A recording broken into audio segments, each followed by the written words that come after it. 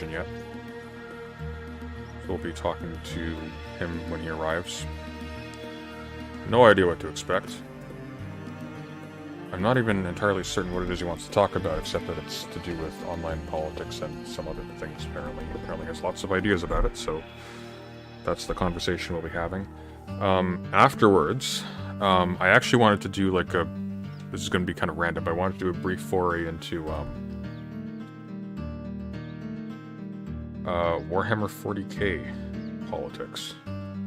So there's a very, very detailed breakdown on Lexicanum on the Imperium of Man, so I want to go through that as sort of a preliminary to a Nomos of the Imperium at some point. Because why the hell not? Alright, I still haven't heard from him, so in the meantime, I guess he had a conversation with Counterpoints we could watch while we're waiting. Like, why don't we do that?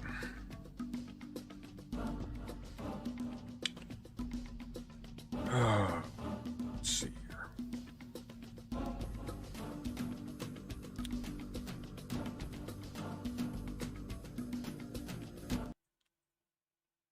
I don't understand why he wants to talk to Counterpoints then me or me then Counterpoints. There's no point of connection between us, but let's see, I guess. And I'm starting the stream right now, and I'm just going to talk for a second just so I can, give people in posterity a little bit of an introduction.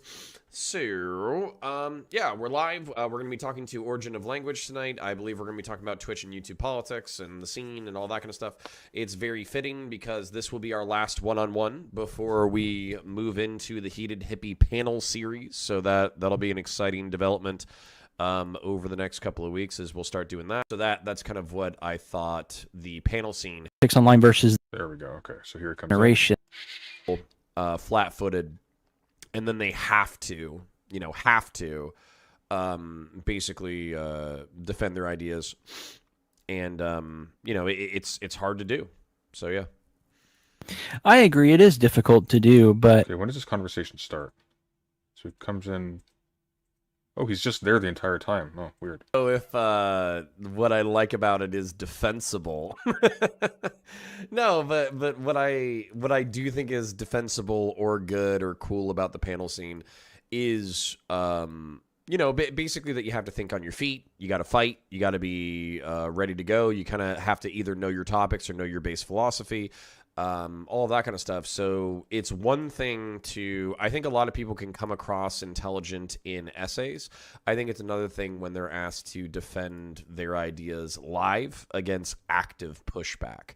So that's kind of what I thought the panel scene, however flawed, I felt it does force you as a creator to do that. So I like that part of it. So you enjoy the aspect of people having to defend their positions in real time, that aspect? Yeah, I think you can catch a lot of really smart people flat-footed, and then they have to basically defend their ideas. And, it's hard to do. So, yeah.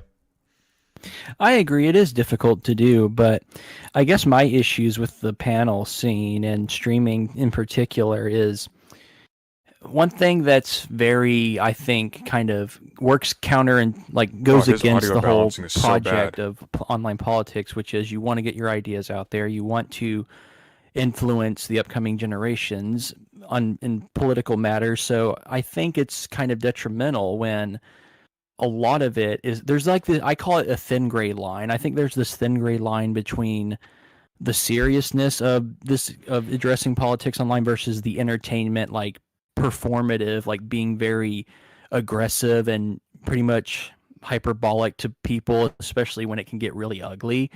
And people don't seem to have much issue with that. And I think that kind of works against the whole aspect of trying to make this a positive endeavor or try to make it so you can bring other people to actually empathize with them. So I that's one of the big reasons I have against the whole panel scene. And if it's going to come back, that it's just going to turn into that sort of pandemonium like it used to. And I don't see any positive aspects for that. And a lot of people do it solely for that, or a lot of people watch, I would say, solely because of that.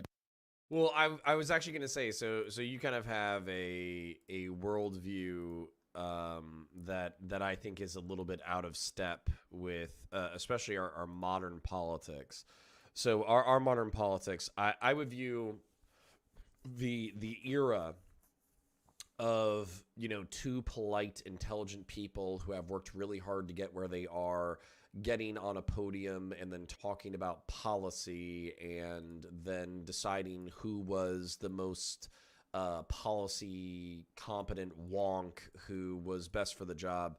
I don't know if those days ever existed. And two, I think those days are dead.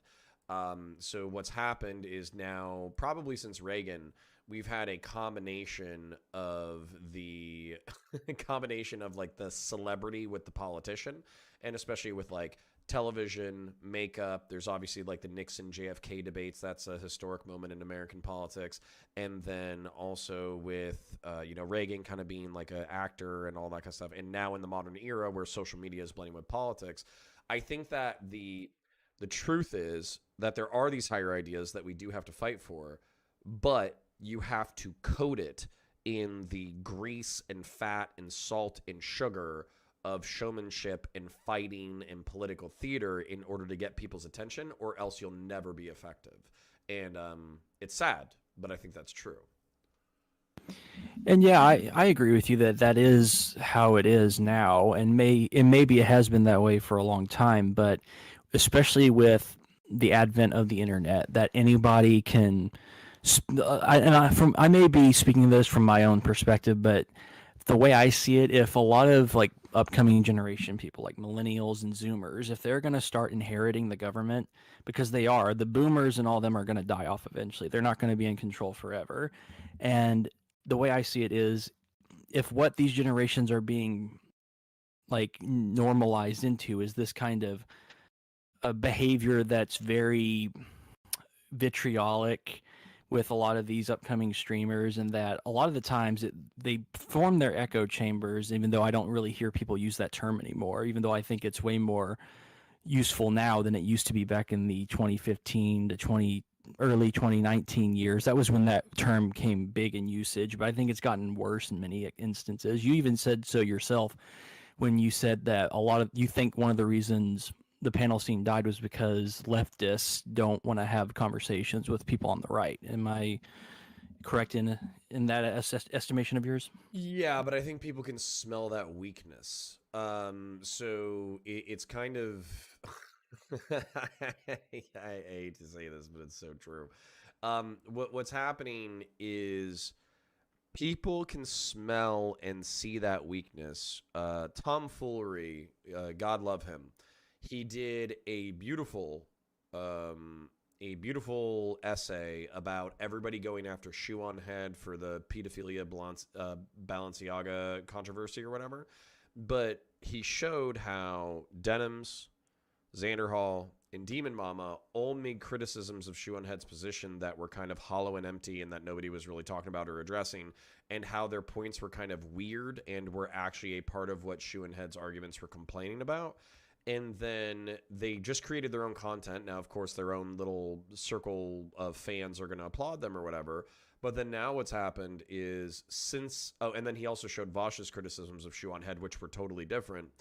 And because the criticism was so pointed and well documented, what's happened is those people, specifically Xander Hall today, I saw he just dismissed the essay out of hand. But now Xander Hall, because he's not engaging with the content, he's not engaging with good faith criticism, he's not having debates with Shoe, he's not having debates with tomfoolery. Anybody who isn't a super fan of Xander Hall can kind of see that he's out of step with reality. And so I think it takes a certain level of connection to the combat in order to maintain your legitimacy in the space. And if you just go off into your own corner in order to circle jerk your audience, people will take you less seriously over time. Sure. May I ask you to kind of expand on that part where you said that people outside viewing Xander Hall's non-reaction to this as out of reality? What do you mean by that, per se, in this context? I mean that there's a lot of people who are general fans of the political scene. So, for instance, they're fans of Dylan Burns, not because of Dylan Burns' specific views, but because they just like the fact that he's facilitating a lot of really good conversations, right? And then what I would say too, excuse me, is that they might be passing fans of Xander Hall and Vosh and Destiny and maybe me and a few others, Denims and God damn it, I can only remember her real name, Kyla, Erudite. They might be fans of these people, but they're only fans insofar as we're able to participate in political combat. Whereas if we go off into our own corner, they're not as big of fans. So if you have, I don't know, 50 people watching you live, you have a few thousand people who watch your YouTube videos, you can maintain that audience and they will be fans of your content, regardless of whether or not they're just like, endlessly following you into your own little circle jerk. But the broader community will see that you've retreated into a corner and will respect you less as a result. I see. One of the issues, one of the problems I think why a lot of people in these enclaves kind of gravitate towards similar groups and thinkers and not really want to challenge themselves is I have this theory. I'm working on it. I'm going to actually get further into it in the next year, within this year, because I'm writing a philosophical treatise, but it's going to be a while. I think there's this sort of, you're a big fan of memes, right? Because I see you post them quite a bit on Twitter and such. Yes, I'm a big fan of memes. The more boomer, the better. And what I've noticed is I think the logic of memes when it comes to images is very superficial and there's nothing really deep to meme logic, I would say, with photos. And I think that type of logic is actually being sunk into how we use language in online circles whenever we're just using very, like, whenever people say like cringe or base to certain things that could actually need something a little bit more deeper to dissect. I think it's gone to the point where it's even infecting our epistemologies. Like I'm going to term it inert epistemology because I think you noticed this as well. One of the things that people on the panel scene do, and it always irks me when I hear them do this. All right, we got Origin in. We'll join in about 20 minutes. All right. And Vosh is a big, well, he does this probably the most for most people. And he took it from Destiny, surprisingly enough, but he'll say, like, I have a position and I have studies that back me up and they agree with my position. But that's how he phrases it. And I'm like, the way studies aren't these objective, like, end-all be-all things. Like, they have to be, the people who compile studies are different people. They have to agree on definitions and how they're going to use correct methodologies to reach something if they have a hypothesis. And I hate it when people use that as an argument and they never really get into how they I don't know what the point of this is. I just don't get this. even understand a study or even if it makes sense to what they're arguing for. And I think this inert epistemology, which is like people believe logic is just this, or facts are just these things in and of themselves that do not need interpretation. And when that happens, people use it from all different ideological perspectives, saying, well, I'm a leftist and I'm a this, and I think this study agrees with my presupposition. And when that is being constantly done in the panel scene, people are talking past one another. Like they're not even on the same language game. And that's a big issue that I see that's been kind of getting into this meme logic. Well, I think, okay, so one, I agree with you that people have like a very simplified thing of their perspectives of, the panel, not just like how they use argumentation and all that kind of stuff. Like as a matter of fact, so there's this huge example. I was literally thinking about it today. There was a study that everybody was citing left, right, and center, and it was like 93% of BLM protests were peaceful. And not only that, but basically like all of the violence was started by the cops. Now, I'm like, I kind of knew that was bullshit, but like it wasn't enough for me to like freak out and like go read the study and all that kind of stuff. And for me to like analyze it and see like whether or not these people were telling the truth. I just took it on face value that like the general thrust was probably true. That most protests were peaceful and that when shit went down, it's because cops told people to clear the streets. They didn't want to, and then they got into a fight, right? Like I'm okay. I'm willing to accept that as like a general premise approximating reality, even if I think the methodology is dog shit, and even if I don't like my opponents. But somebody, I think it was Drew, who unfortunately is no longer a part of the panel scene, he was literally like, hey guys, I've read this study. Its methodology is nonsense. It's borderline, like, it borderline doesn't exist. They just made shit up based off of self-reports from a variety of different incidents. This isn't even a comprehensive list of all the incidents that occurred over the summer. And their level of verification was just like random reporters through surveys that they got through social media. And so what had been like asserted over and over and over again, kind of like what you were saying, is like this basically assumed fact that cops were like starting all of the riots and that most of the riots were peaceful. Therefore, if you see a bunch of buildings burning, don't worry about it.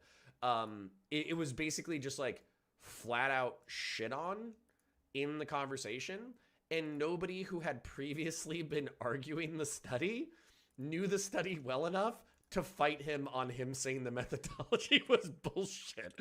So on one hand, I agree with like your general assessment that people are operating off of very poor information and then just like making broad. Can somebody find me that study, please, and just send that to me in DMs in the Discord?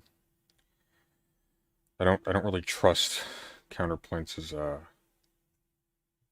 call it his methodology. Claims based off of like bullshit argumentation, but at the same time, that also leaves them susceptible to rhetorical critique that if you're smart enough to exploit, you can.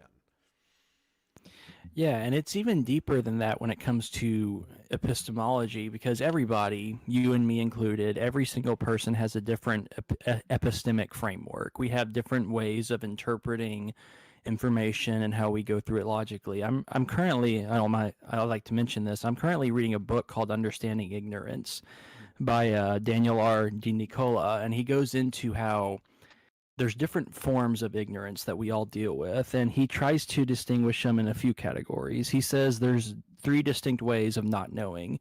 You can be ignorant of something, you can be unskilled in something, and you can be unacquainted with with something. But you could also kind of have, like, you know how you'll do an activity like ride a bike or something, but if you learn it eventually, you don't kind of forget. It's kind of a old saying, but that's one of the forms of ignorance, that you can know how to do something, but if someone were to stop you and say, okay, explain, how do you know how to do this? Like, what is involved? And you may actually pause for a second and think, how do I know this?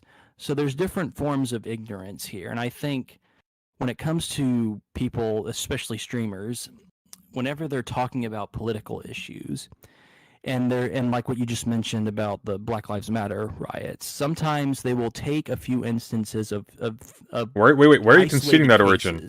Origin, and he has. Hear that another one comes up, they'll then just assume that it's just the exact same course, that it happened the exact same way. Origin, you can't just concede that point if you're going to make that argument. It's like, well, how do you know that? And they don't have any information. Oh my god! Of it. They'll That's try a dead to end. Oh, logically fuck. go through Shoot. induction, which has its many issues, but I think that connects to this form of ignorance that a lot of people and streamers, especially if they're ideologically motivated, This is a bad decision. I feel like they just want to use their ideology presuppositions to go with the conclusion they want and try to find evidence after the fact. And I think that's very disingenuous. Well, okay, so not only is this just true, but this is how the space operates. But here's what I need you to consider, because basically, like, let's say that you and I sit down and we're like, hey, epistemology is like ruining the space. A lot of people are making really bad arguments. A lot of people are arguing in bad faith. They might not even know that they're arguing in bad faith. They understand logic and language so poorly. It's okay, we've saved their runes. Like they have no idea what the fuck they're talking about. They're just throwing shit at the throwing shit at the wall and then seeing what sticks. And sometimes it sticks and sometimes it doesn't. Well, the truth is that if we sat down and wrote like a 6-hour essay on like logic and language and all that kind of stuff, you would get 10% of the engagement that somebody else did who just like shat out some random episode about how this person's an idiot. And then not only that, they would be able to pump out 10 times the content because of just like the amount of research and logic and art graphics and all that kind of crap you would have to put into your argumentation. So basically, this is kind of where I'm saying, like, you can have all the criticisms of the space that you want, and I'll agree with you, but what you're going to have to do, not you specifically, like different strokes for different folks, and different people have different roles to serve in like the creative space.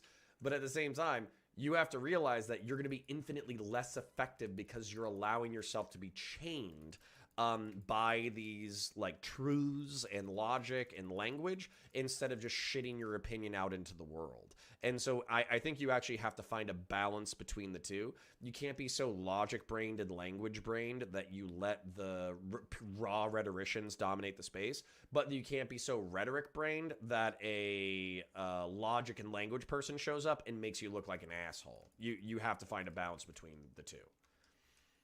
Oh, and don't worry, I have no delusions of grandeur here about thinking that my issues with these spaces is somehow going to influence. I not at all, actually. But you understand they could, though, if you make somebody look like an asshole. But that's got to be part of the motivation. It can't just be logic and language for its own sake. Well, it's not. It's also just I have a simple philosophy, and it's. I think I may have tagged you this on Twitter a long while ago. You reacted to it, but the way I view the politics in America and the government, I don't, just based on what I've known for the past half century, because ever since the neoliberal order kind of rose in the 1960s, and this was like around the time when the parties switched, but this was I don't know if you know this, but in the 1950s there was these political analysts who got together and they were trying to figure out, what do the Democrats and Republicans like not just the politicians but them as well, but what do the actual voters, where do they actually disagree on, where do they differ in many areas? And they found that they didn't disagree on too much, and I think there's a few reasons for this. One, they had just gotten out of World War II, and the American economy is booming, not only economically, but also like the baby boomers as well. That's where that term comes from. So when in that sort of like aura of positivity that came out of the 50s, it kind of influenced these political analysts and people to kind of get in with the politicians and be like, okay, look, you're going to have to start distinguishing yourselves a little bit better. And in the 1960s, lo and behold, Barry Goldwater becomes the first Republican who's considered, I think, the first like Republican that we think of as today. Like, he came out and was like, we need to be very individualistic and you don't need the government to influence. Okay, I can't. This is killing me. Let's find something else while we're waiting. Dear God. Oh man, that is... Conversation is physically killing me.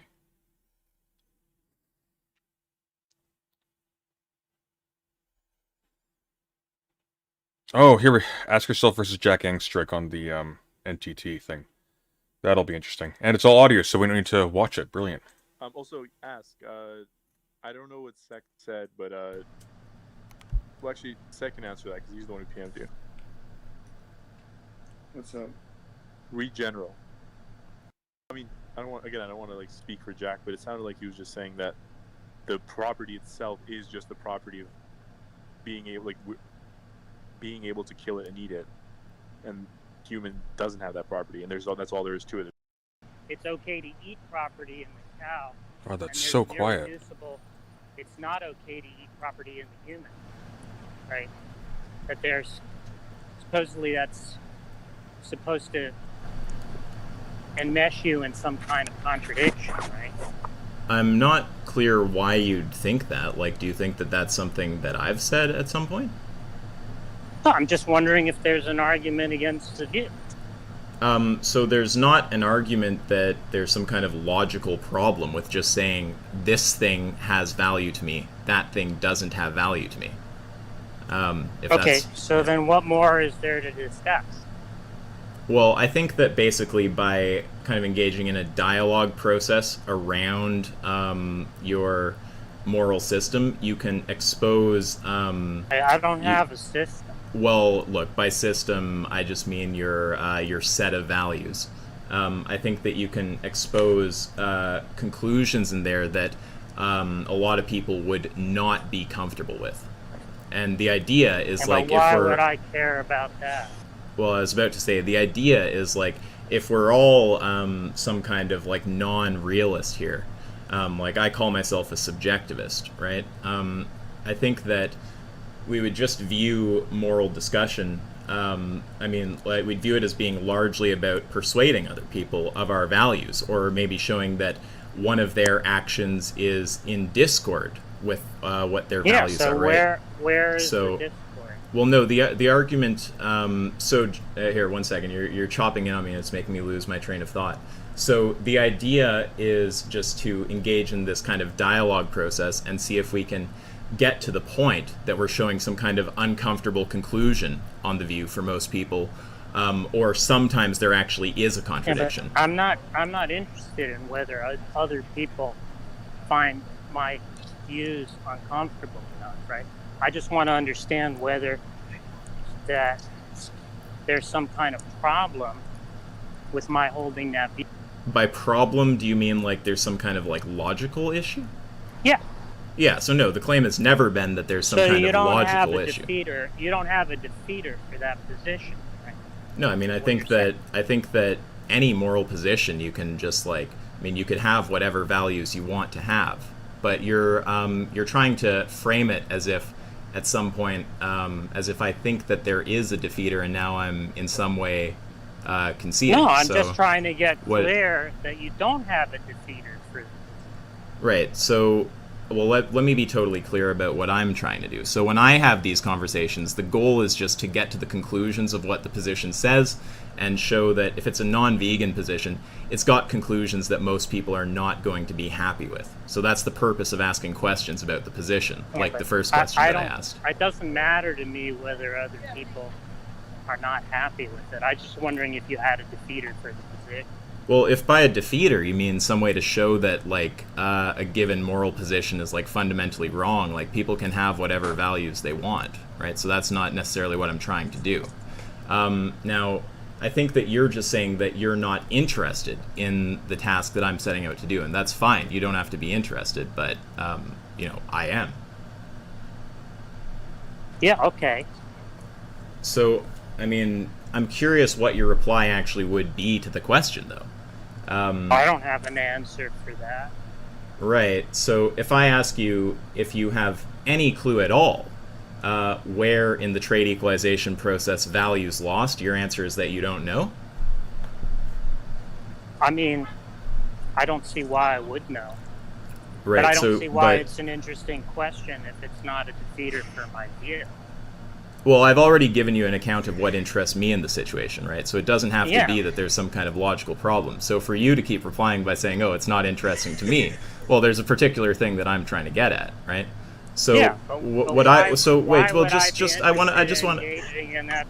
Oh, well, if you just don't want to engage in the discussion, that's fine. But I have. I was interested in seeing if there was an argument that there was some kind of untenability in appealing to an irreducible property. No, why? That's not at any point what I've been trying to say. So I don't know why you're trying to like sort of thrust that on me.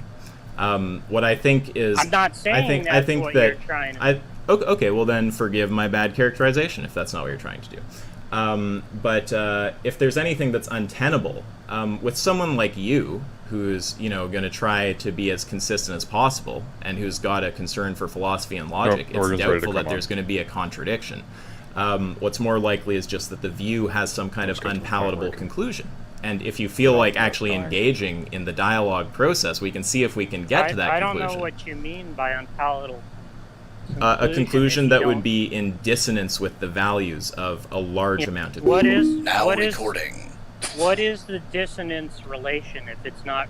I think ask yourself is being a little bit actually too particular here, because I think he's specific to a fault. And what seems to happen is that he doesn't realize that he's laying in more than he thinks when he adds qualifiers with an aim to, like adding clarity. That's at least my experience. I have to listen to this further, but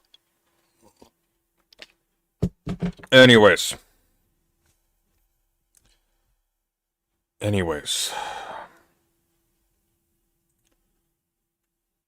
Oh. Oh, thank you, Titan. Titan sent me that link. That's useful. They shut up when it was later found out that more than 50% of the violence was instigated by law enforcement or far-right actors who were later arrested. Given that the 50% is only because origin of violence could be traced, it's possibly much higher than that. Interesting. Maybe we'll check that out afterwards. That could be interesting to see. Anyways, origin of language.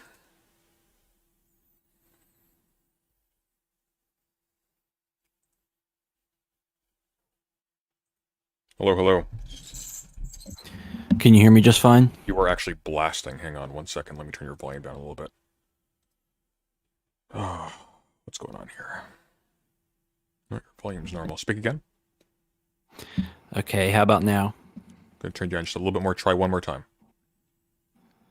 Say what again? Perfect. Sorry, you were deep in the red, which means that you were tapping my OBS. How are you? Okay, sorry. Oh, it's all good. I'm doing all right. How about you? Tired, my eyes hurt, and I want to sleep, but otherwise I'm doing fantastic. So what's on your mind? Oh, well, I saw that you were probably watching some of Connor and our conversation about the political problems that I see in online discourse and with streaming communities as well. Mm-hmm. It was pain, so I'm going to ask you just to start from the beginning with me, if that's all right. Oh boy. The beginning of just what I find issues with? Yeah, just, well, wherever you'd like to start the conversation. It's entirely up to you. It's your party. Okay, well, first of all, I guess, what did you find that was painful, I guess, about the conversation? Let's just not talk about the conversation. It was just I found it viscerally wearisome. And I've as a coping mechanism, I've completely forgotten the details, so.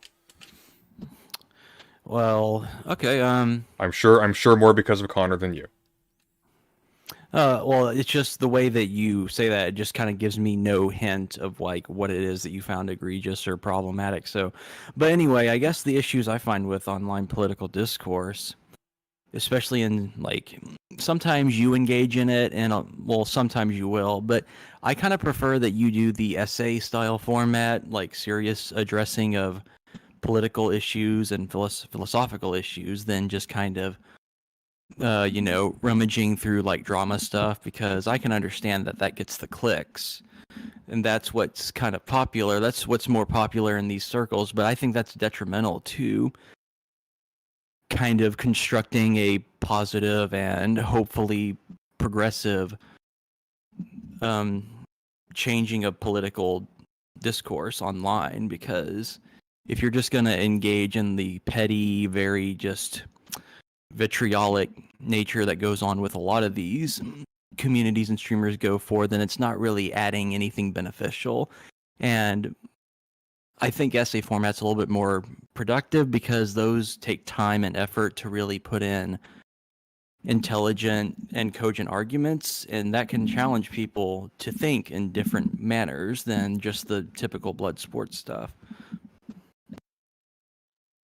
I mean, I prefer the essays myself, but I mean, as far as like weighing into debates and things that are taking place, I don't think it's intrinsically just engaging in blood sports. If you see people in the world who are using a real-time format to make bad arguments with that may have pernicious results, either locally to the people involved or more broadly in terms of like our general political or cultural trajectory, I don't see that as being less than the essay format, despite the fact that you can reason a bit more like thoroughly and patiently with that. In fact, quite the opposite. I think if the only thing you do is you make essays and you actually fail to engage with like really the more real conversations, because that is more real. Even just at the level of pure efficacy, there's simply more people who engage with that type of material than with the essay form. It seems like you're not really engaging productively in politics. You're just you're eschewing politics. You're not actually engaging with the world at all. You're treating it almost like a hobby. All right. I guess I would ask you, what do you consider to be the real issues that are affecting the world when it comes to politics, as opposed to just the things that you find as a hobby? That's a massive, massive question.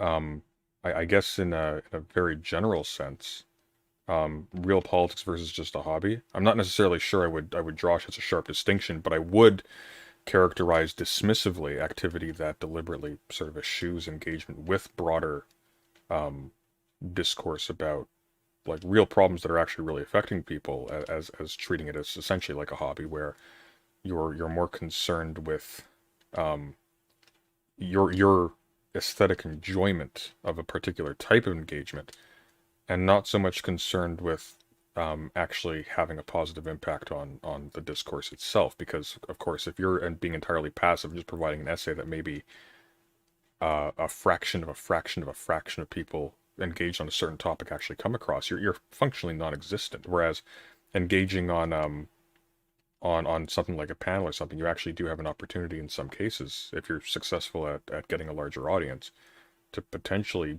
sway some people's positions on things or to, break the spell of the infallibility of some position or what have you.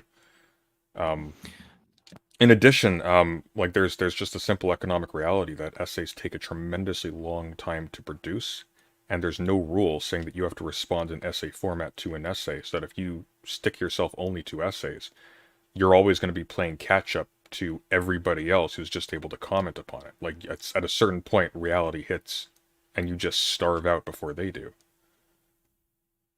You get what I'm saying? Yeah. I get what you're saying. There are some aspects to that issue that I think can be addressed, but I guess I would also say the issues that people like streamers, especially political streamers, more particularly, like one thing that I've noticed about online political debate, whenever topics come up that people then decide they want to address, that's usually brought up by like very kind of out of nowhere, like if a streamer makes a certain comment about a certain like very outre issue, something that's not really in the mainstream of any sort of, whether it be online discourse or even just in the discourse that happens in like out in the everyday life, then streamers will then feel like they need to focus on that, like laser focus on it. And then when that becomes an issue, you then have streamers and panels being dedicated to issues that are ultimately probably not even in the grand scheme of things very productive, or even something that's going to influence real world activities or even in a political issue. So, well, I mean, if you think of a good example, if you think that any discourse is even capable in this space of affecting real world activities, then wearying political opponents by engaging in those things can also absolutely have an effect. No. But then that's what I'm trying to figure out is what type of issues would you say in these circles? Like it definitely works against me, for instance. Matter. Like I can get exhausted to a point where I just don't have the wherewithal or the energy to reply to a thing. That's happened to me before. Oh, I know, but I'm trying to figure out like how do you distinguish a topic or issue that's brought up in these circles that's either worth time to actually dissect to see if it's some grander issue that can actually infect not just online circles but actually in the real world, as opposed to just the online petty drama stuff. Like what calculus do you normally go through to kind of distinguish, okay, this is worth my time to possibly address, maybe this isn't something that should be addressed? Like how do you go about that? I think calling it a calculus is probably giving it too much credit. Generally what I'll do is I'll see if a lot of people are talking about a thing. I'll try to gauge whether or not I can meaningfully engage on it, or if I'm going to be like forcing myself to pretend to be interested in such a way as it'll undermine the quality of whatever I'm doing, or it will just be forced and artificial. Then I make a judgment call. Like, is this going to be a thing that will, is it something that I can positively contribute to in a genuine way, or at the very least, like render some kind of useful commentary on to somebody, or even just to myself, that provides clarity. Because one of the things I try to do is I try to fold in my study of like stuff that goes on with this, so I can maximize my output and also benefit intellectually myself in the process of streaming. or at the very least, like keep track of the lay of the land. Second, it'll be something like, is there any kind of practical benefit in engaging on this issue itself, or conversely, is there a reason why, like a practical reason from the angle of self-preservation, or just from like an economic standpoint, can I afford to devote time to this? Is there a reason to avoid it on those grounds, or a reason to pursue it on those grounds? Like if there's as much as I hate it, the fact of the matter is, if Destiny and Haas from Infrared, who are both incredibly vacuous people, have a big debate, I scoop up an audience by covering it. And so even if like it's dubious whether or not there's going to be anything interesting there, I can use that as a means to draw an audience for the stuff that I think is actually interesting later on. And that's largely been my strategy. I use drama to attract attention, or I use like salient stuff that I'm not necessarily interested in to draw attention. And then I use that attention then to create more visibility for the stuff that I find more interesting. There are so many different like really talented video essayists who don't play that game, and credit to them if they can survive not doing so. But as a result of that, nobody ever sees their work, and they spend as much time, if not more, in it than I do. So, well, I might be being overly generous there because I don't sleep, but it's just a reality. And fundamentally, at the end of the day, if you're purist about how you engage in politics to the point where you lose at politics, and I think leaving yourself invisible is essentially losing in politics, which means in my position right now, even doing what I am doing, I'm still losing, right? You're ceding a lot of ground, and it's a question of which bullet you want to bite. But if this is how you see it, then wouldn't you say that, or at least this is how I might see it, that the political discourse, if that's your method of choosing which battles to fight or which to address, that whenever you pick certain topics to address, how are you certain that they're not even going to be some issues that are even going to be considered by like the average layman who's not constantly involved in these circles? Like, because if that's ultimately the big thing about politics, can you say that? Can you say that again? Which part? Just the last thing you said. Sorry, the phrasing of it threw me off a little bit. Oh, sorry about that. That's fine. What you're doing, like, because this is online activities, and not everybody who's involved in politics goes into the same circles, and whether it be in online circles or out watching like mainstream media, for example, like how do you think your messaging, by what you address, if it reaches certain people, how do you think that is actually going to influence the political in like the real world, like when it comes to people voting, if you believe in that voting actually is effective in those manners, or if it comes to how people just then adapt their minds to how they view the world. Is there a way that you think you can determine that is even actually happening from any sort of method? Best guess. You do your best to give the best presentation at the most strategically timed point you can, and then you hope. That's about it. I don't know how I would tell. I mean, like maybe as a consequence of a whole lot of people doing that in concert, or maybe at the very least, there's a correlation between a whole lot of people doing that in concert and some positive outcome at some election at some point. You can make an inference that, hey, maybe this made a difference, and maybe it's a reasonable inference, but I don't know how on earth you would determine that for sure. It's all best guess. Okay, if that's the case, wouldn't you say that maybe it's a little bit even more difficult to even fathom how it's going to influence for a good word I'm going to use right now, like the political aura of the country, or even its citizens in a progression of changing the political dialectic or of some kind, that ultimately what you're addressing may not even reach. And I'm not even just saying just you. Let's also speak for in like the minds of like Destiny's followers or Vosh's or any other political streamer. Yeah. If we can't really decipher that in any sort of meaningful real world application, then ultimately is all of this for naught to some extent? No, we just don't know. No, I think what that would be a counter to is the idea that, like, when streamers try to use sort of some kind of realpolitik language to justify, for example, like, irresponsible platforming or something like that, that would be a counter to that. Like, you have no idea what the long-term effects of this are, and so if the only thing that people can determine with any confidence is that there's a significant risk of some toxic actor getting some kind of momentum from this, to simply say like, well, I'm growing my channel so I can have a bigger impact later on. I'm not entirely certain anyone's really in a position to justify like a move in that way. But I don't think we have any real way to know in terms of people doing their actual best while keeping themselves to some kind of standards, if that has an effect or not. Like, how would you gauge that? It is an interesting and it's a hard issue to address. And I'm generally pretty pessimistic as a rule. But I would be very surprised if it doesn't have any impact anywhere, or any positive impact anywhere. That seems to me to be kind of unlikely, especially with how many people I can gauge on these issues, and how, like, your particular understanding of an issue, your particular solution to a problem or commentary on a thing, that might not have direct wide uptake, but you might influence someone to adjust just a little bit who actually does have uptake, and farther down the line that might make a difference. Now, God only knows if that's a positive difference or not.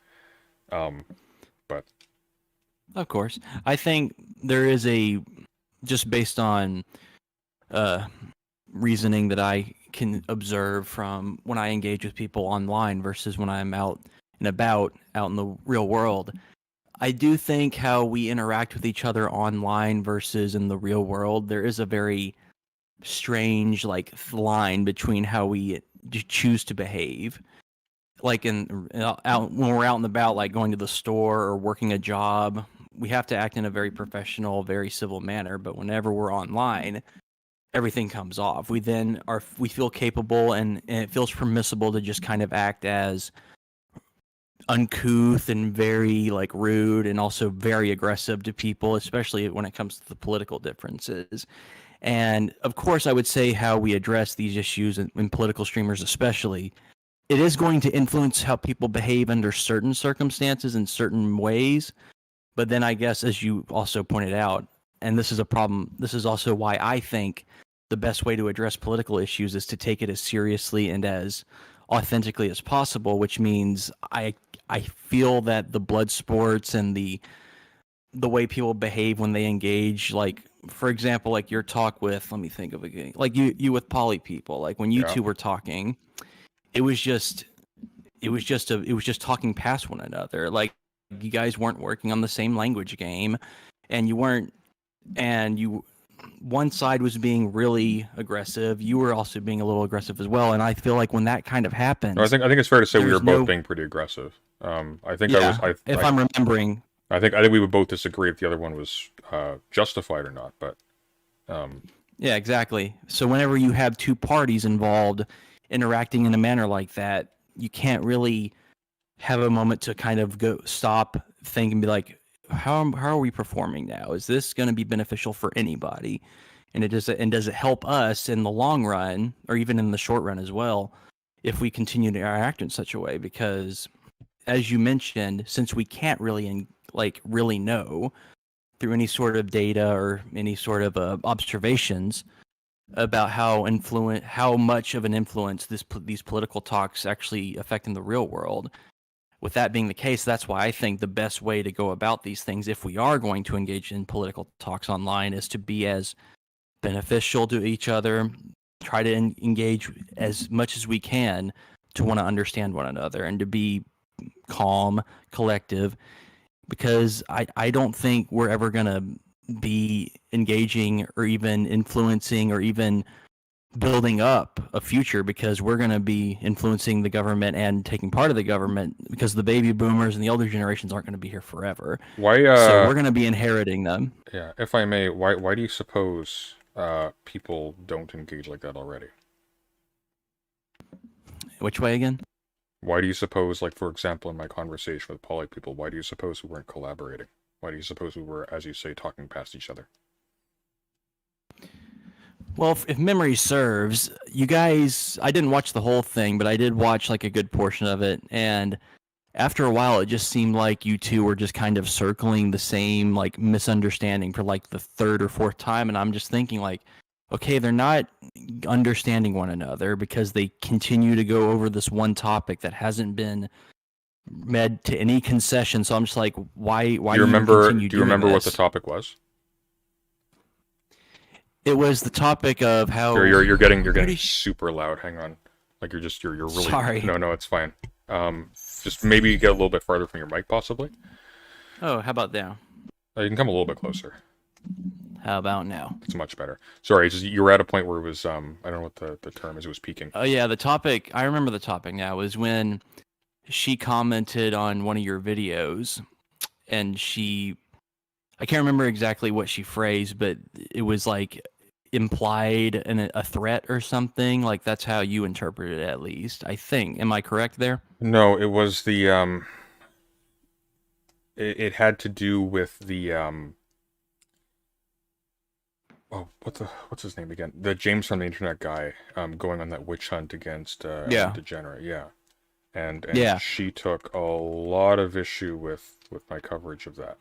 And Yeah. she got highly defensive, and we had an argument about that, in which one of us was essentially accusing the other of taking part in the process by which Ellen was targeted. I still maintain with some degree of confidence that's the case, but it's neither here nor there. Yeah. And the other one was defending from that. So we're not just people with different points of view failing to communicate. We're people who are at like cross purposes in terms of our end goals. And moreover, there are no brownie points for collaboratively combating each other, right? That's not really how that works. So you need to overcome that. Because the fact of the matter is, yeah, sure, at a global level, if we all just work together and try our darndest to understand each other and just pretend for argument's sake that all of us just have the best intentions at heart, we don't, then sure, world will be a better place. But if people don't do that, well, then you got a bit of a problem, because now everybody who chooses on principle to be a goody two-shoes, they're giving a more honest and in the end productive approach the disadvantage, because unfortunately there's no participation trophies. Whoever wins right? And So what do you mean by wins in this context? well, when people are like talking past each other and being aggressive and rude and dismissive, and arguments sort of conclude that way, people aren't doing that for the fun of it. They're doing that because, one, it protects their ego if they feel like they can't sort of just dance around the person, or if they feel like they're being danced around. And two, if they're actually at political cross purposes with somebody, that's a way to make them appear weak in front of an audience if they can't respond appropriately, and most people can't. So there's strategic value in doing that. See what I'm saying? Well, I understand. Well, yeah, now that you've actually laid it out in that way, I do understand that that's what they do, but I have issues with that because I don't think that that is going to bring about any sort of beneficial or healthy discourse. Tell them or that. even, sorry? Tell them that. Yeah, well, but here's my issue. If you, I'm using you as an example here because Sure. I So appreciate. I'm not sensitive. It's okay. Go ahead.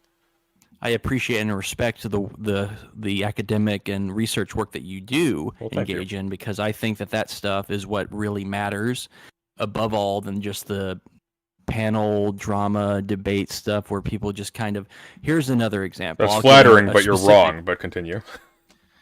About what? I said that's flattering, and I appreciate the notion. I think you're wrong though. But wrong about what? Which part? I don't think it's the part that matters. I think like I do it because I think it does matter, and I try to do educational content because that's where I find like a lot of the meaning that for myself. But I don't know if that's like actually the most meaningful thing, like in a broad sense.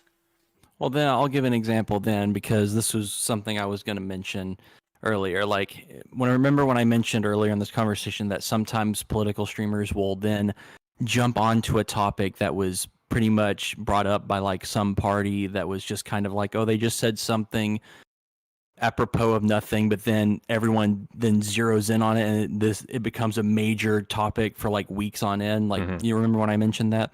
Yes. for example, this happened a while back. I'm not sure if it was a year ago, but the whole stealthing conversation that went on. Do you remember that whole conversation? I unfortunately do. Yeah, like that for an example. Like I don't remember exactly who started it or why it became started, but what I do remember is that for a few weeks or even maybe months, this was like a topic that everyone wanted to talk about for some reason, as if All right, this I was can tell you. I something can tell that you. I can tell you what the reason was. you can. Well, And it wasn't. It before you do wasn't. that, It wasn't apropos of nothing. Just like we can. Okay, I'm if sure it's I- not. I'm just No. But like you can. I mean, I'm going to take your point anyways, but just in that particular case, it's actually kind of important to not get that one wrong. okay. Sure, I understand, but let me just finish what Sure. I was going to say before you can correct the record, if that's All right, okay. that's fine. But anyway, the whole idea of the whole stealth thing, like they then addressed it in such a way as if this is like a big topic that's going to be it's as if it's like a big issue that's going on around America or something, as if it's just this big issue that must need be addressed. When I'm thinking like this really isn't something I don't think is really happening or is a big issue that's happening in America. Just for my, So for I'm my like, edification, why do what do you? I'm not. We're not going to get hung up on this too much, but it's the example you brought up anyway. So now we're talking about it. Sure. What is it specifically you think is not happening?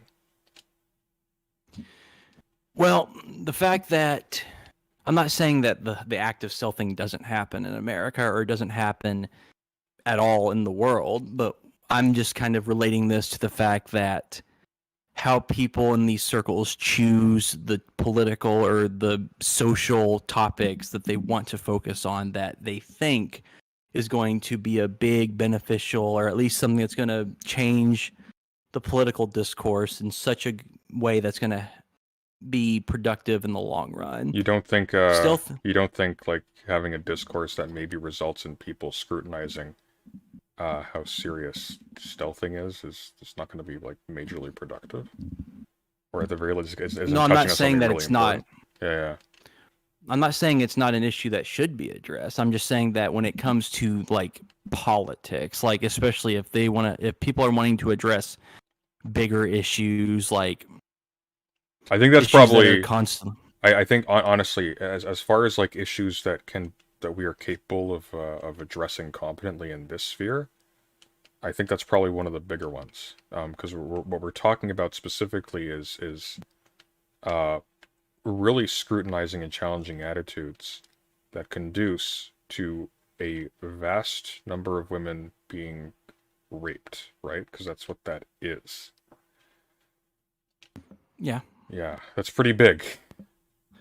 But also, and it also kind of adds to the point that if there are going to be people who are going to address something that can be, especially because of stealthing, of what its context is, it's something that's very personal and very something that can be really hurt people's lives. Like I don't think certain streamers are really in any position to kind of talk about those type of issues. That's you're probably right about that. I think people should treat those issues precisely because they're big issues with a greater degree of care than someone, for example, like Destiny did, which is what instigated that entire conversation.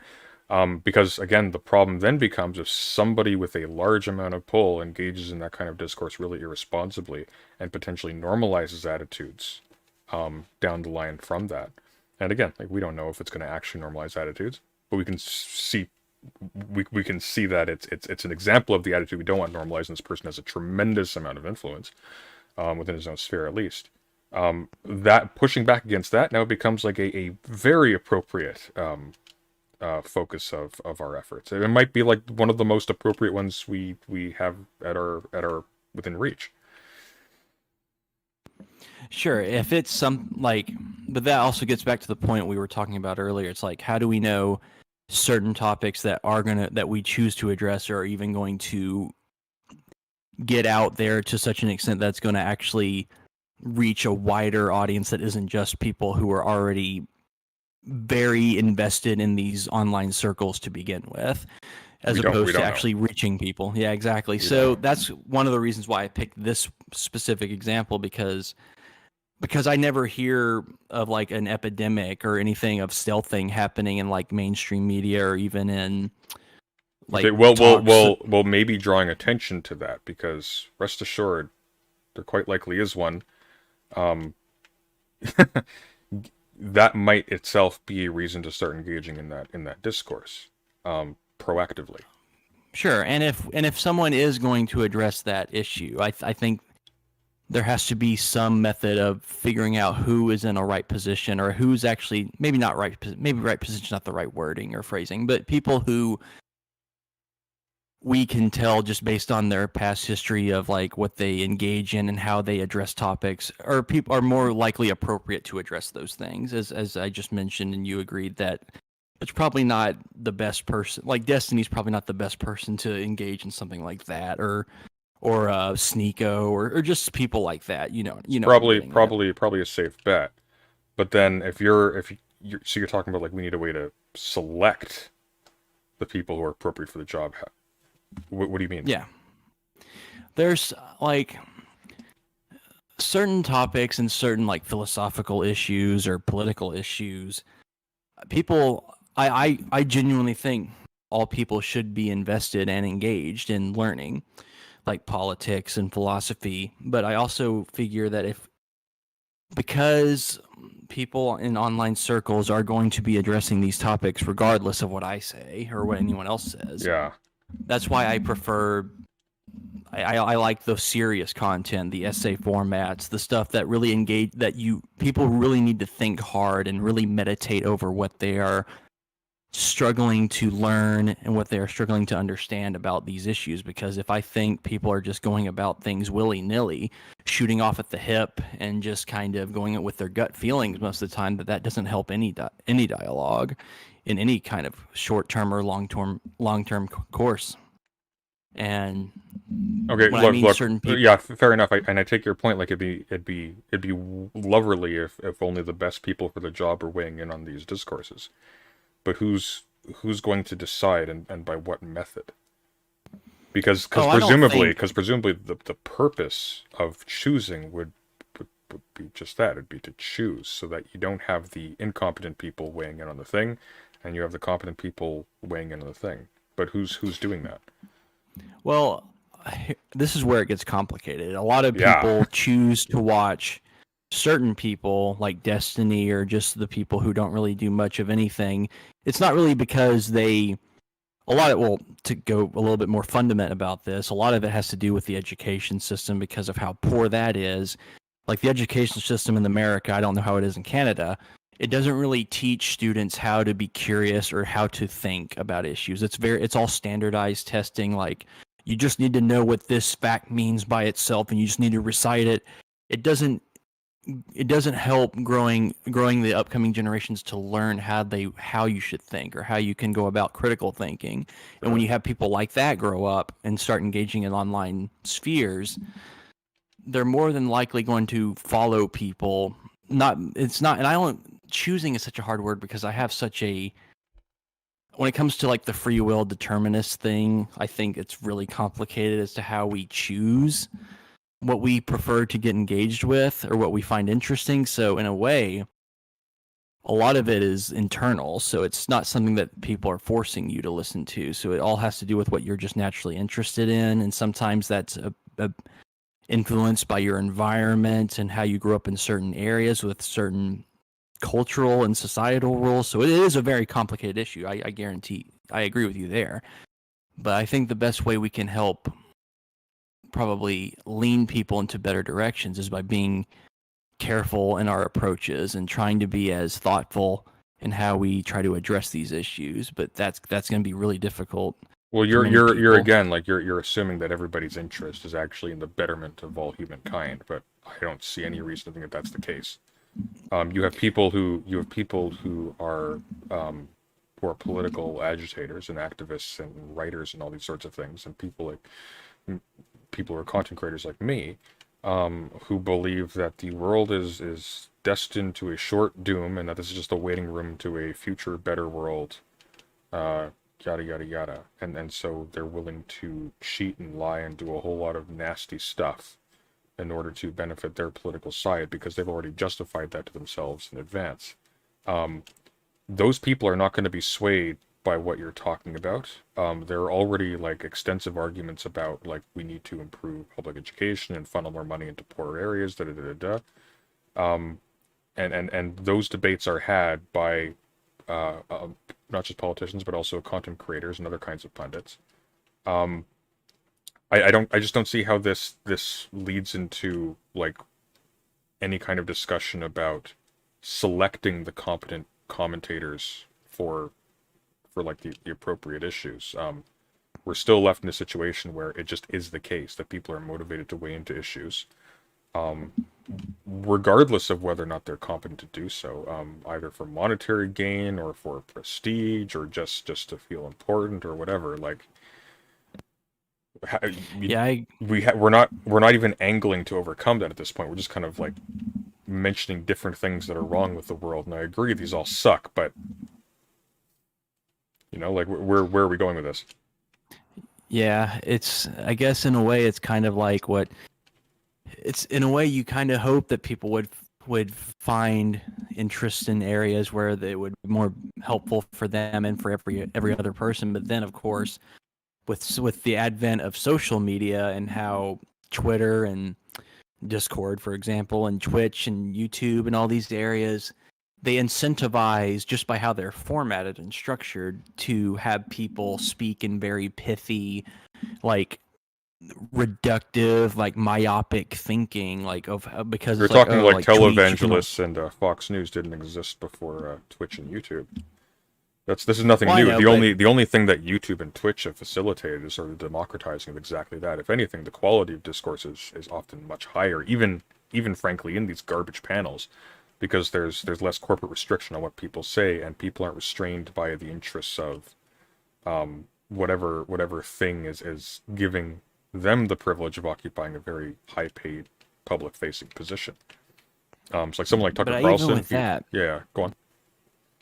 but even with that, I think that also is a detriment in some ways, because when you have pretty much anybody, like any person with any sort of like, it can be someone from like really good, like very like well thought out, meditated thoughts and ideas on very serious topics, to just literally someone who just goes in there just to be a troll and just shit post and just be the most obnoxious like person to ever be around, because it's so vast and it's so endless when these sort of spaces, that it honestly becomes overwhelming and just kind of extremely difficult for anyone to really engage in anything that's going to be. That will be the case either way. The only difference is that you have an almost certain guarantee that prior to like the expansion of social media and things like that, so that people like me who can just spend a couple $100s on a webcam and a microphone can start weighing in. The only difference is that it would only be rich people who would be doing that before. That's basically it. Rich people and party representatives and media figures. There's no. Yeah, but this isn't a detriment. This is just the nature of the beast, because we don't live in Plato's Republic where philosopher kings are deciding who gets to speak and who doesn't. And that's also a big issue, because, oh man, I didn't really want to get into Plato's Republic just yet, because that's a really that's also a really another difficult text to really address, but there is an issue, because even when everybody is able to put their thoughts and ideas in, it becomes so scattered and so it just becomes so chaotic that at a point we only, at the end of I hate using that phrase, but ultimately everyone, whoever is a single person, is only going to know so many people and get to engage with so many ideas and so many things on a daily basis, especially when people who don't stream for a living or who aren't well off, since most of them are doing like menial jobs to survive, and whenever they're doing that, they don't have time to think. And so whenever they do have their free time off, they're usually trying to make it as comfortable as possible, so they'll just stream, play video games, or do stuff. Oh, I wouldn't assume that people who do menial labor or hard labor or whatever don't have time to think. A lot of people, for example, like listen to like intellectual podcasts or ebooks and whatnot, and they'll spend their off time reading, or a lot of them are students. Well, of course, I'm not saying all of them. I'm just saying I a good wouldn't number even of say people. most of them. I think there's more information consumption now than there's basically ever been. I think people on average are actually like really, really smart by comparison to a little while ago. But smart in what way? Like smart in the sense that they just know Breadth of knowledge. trivia knowledge, No, no, no. or that they're good at. Kind of the opposite. I think trivial knowledge is probably going down because people are more distanced from their local environments, so they don't really need to have like a big internal catalog of like particulars about the places that they go and what they do. But I think general exposure to like complex and big ideas and like major globe spanning problems, massively different, massively more so. I think it doesn't look that way because we act like brats towards each other, but I think that by and large we're actually very sophisticated compared to what we were not a few decades ago. Well, we're going to be more sophisticated in some areas. I won't disagree with you there, only because with the advent of certain technologies and Yeah. also we can get access to certain things that would probably be a little more difficult to do back decades ago. But I also think that we are getting a little worse off when it comes to being kind of meditating over what we are trying to understand. What do you and mean? if we want to understand other people, what I mean is, although this is just my perspective, so I haven't done any deep studies, research. You haven't into meditated this, on but it yet? Well, I have meditated in the sense of how when I meditate, I mean I'm more making fun like of you. I'm It's just okay, as you were saying. okay. But anyway, the way I see it Sorry, is I'm poking fun at you. I'm not making fun of you. It's a minor difference. No, you're fine. I mentioned this with Connor in his talk. I think there's a type of epistemology that's been on the rise in the past few decades, just based on my research and just to how we act now versus how people would engage in these intellectual discussions decades ago. And that people, especially online, will treat knowledge as if it's this inert kind of static thing, that if you just have it, if you engage with someone on any given serious topic, that the way you are engaged with it is you just throw basic, like, oh, I have this study, but then there's this fact, but then there's this study, and that proves this correct. I'm like, but then they never really get into like explaining how that happens, or if they do, the logic can be so. It seems like it's not something they really thought out. It's just something that they've been hearing other people talk about. Sure, well, I mean the purpose of a study is that you don't need to do the study yourself. They have findings. Now, if you're in the business of poking holes in a thesis because you think the methodology with which it was arrived at is problematic, then you have a particular reason to now go into the study and break down the methodology. And because there's so little trust in like our scientific and academic institutions right now, this tends to be where a lot of political discourse takes place. But ideally, the purpose of having like these vast and specialized like disciplinary processes or multidisciplinary processes of like interrogating problems and adding to our understanding is that we don't need to do all of the work of everybody else constantly. We can we refer the questions of physics to the physicists. We refer the questions of history to the historians. And of course, you can't necessarily do that. But for the average person, like, there's just not enough time to know enough to act on information if you're doing all of that by yourself. Like, if I'm reading, for example, if I want to get like somewhat up to speed on the history of physics or something, I would know the first place to begin if I had to break down like the methodology of every single thinker. I have to read something popular that gives me at the very least a roadmap of who thinks what, why, when, and where. I can't just start, okay, I want to learn about what the physicist thinks, time to start my physics PhD. I'll see you all again in 10 years. It doesn't make any sense. Well, also, this is something that I find interesting about how people use studies, because studies, for one thing, a lot of the time studies are kind of hard to get access to because they're either need to go through a paywall or you have to go through university, because sometimes those are just very expensive, like depending on which like places are doing it, like if it's Lancet or if it's Harvard or any sort of big prestigious institute. But also, the thing about studies and how they're constructed is a lot of the people who are working on them, they all have their own epistemic frameworks and how they kind of Yeah. use knowledge and logic to arrive at conclusions based on their processes of. Well, generally, And- especially like when it's something statistical or what have you, there are going to be certain standards and methodologies that they have to deploy that are repeatable at some level. This is why the repeatability crisis is treated as a crisis, because it's like this is a fundamental breakdown in the thing that we rely upon in order to trust the default positions of different disciplines with respect to what they know about their own fields. Yeah. And with that is what makes it all the more interesting is that people they'll refer to studies as if they are just objective, like facts, end all be all. There's no conversation. This proves my point. And it's just like, I don't think that's healthy. That's a healthy way to engage on complicated issues like Well, what's the because- distinction between that? Like practically, what's the distinction between that and saying, to the best of our knowledge, which if indeed this is representative of the studies that have been done by experts in a given field, what to the best of our knowledge is the case with respect to this question or this issue? And I think saying that, like, hey, I looked at the studies on this that exist, and this is what they say. So this is the state of our knowledge at this point. If you want to dispute this, either interrogate the study or come up with another one. I think it's perfectly reasonable. And it's only reasonable. It's like what's what we have to do. Well, that's in practice though. Like that's the same thing because the upshot is identical. If you're now like if the bare fact of producing a study and not being aware of like counter studies that exist, if that's happening, that's bad.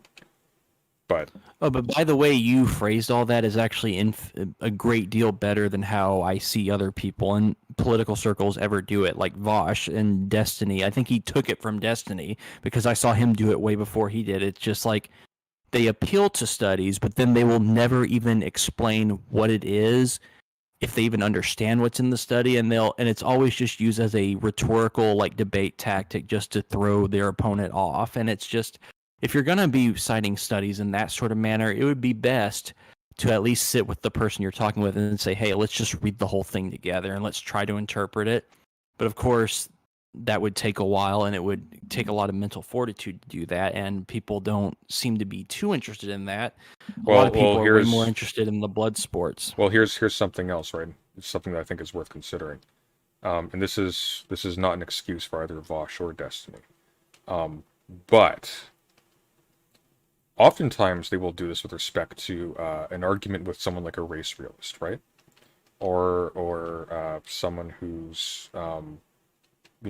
giving like some kind of really sexist belief or something like that, and that's and they're wrong, and like somebody else with the time and energy can point out how they're wrong with a great deal of particularity. If people avoid the blood sports categorically and just become little hermit monks doing nothing but just interrogating studies and books or whatever, they will never grow to such a point as they can actually contend with some very large people who are doing that exact same thing in the reverse. I don't have the growth potential of a Vosh or a Destiny, among many reasons for precisely that one. I don't have the temperament or the desire to do the thing that they do on a regular basis that gets them the scale of exposure that they have. And as a consequence of that, I can't do things that they can do. So I can be more right than I have in a given position. However, I can't make anybody else agree with me as easily. And so I think generally, like, it behooves us to sort of take that into account. Like, there are practical steps that are necessary in order to spreading correct or better opinions about things that you are completely failing to do when you devote all of your energy simply to personal knowledge acquisition. Although I don't think it's necessarily only solely to be only in your personal knowledge, because for me, for example, whenever I post my essays and whenever the ones I'm going to continue to be doing, I'm doing it not just for my own sake. I mean, I still publish them and they're out there for people to see. But whether if like 5 people watch my essays or hundreds of thousands, like regardless, I think putting in the effort in the way that I put it, trying to take it as seriously and as thorough as possible, I think that in and of itself, in many respects, is its reward, because I'd rather be as consistent and as honest and authentic in how I address these issues than just kind of going about it by being just using debate tactics and rhetorical tricks. Sorry? I was getting coffee. Sorry. Okay. And well, I mean, you, who's with all due respect, like who's reading those? who's what now? Who's reading the essays? Are they actually reaching people, or are they reaching like 1 or 2 people? And are they Well, actually... people watch them. Yeah. Oh no, I'm no doubt people do, but like, I don't write them. I mean, I write them, but I don't just post. I recite them in my essays, my video essays. sure, but like, what's your highest viewed one?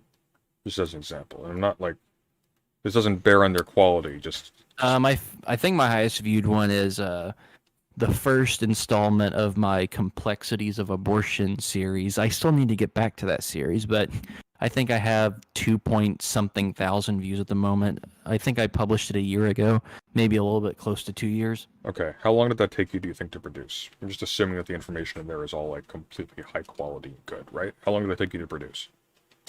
The essay itself, I wrote it in a span of a few months, but I think I actually didn't decide to post it as a video until a few days. Right. It took a few days for that. Yeah. So it's about 2,000 views, took you a span of a few months. As a consequence of the blood sports that people like Dustin and Bosch have engaged in, they can speak for 10 minutes on the topic, and they can have more efficacy than you by orders of magnitude with seconds of work.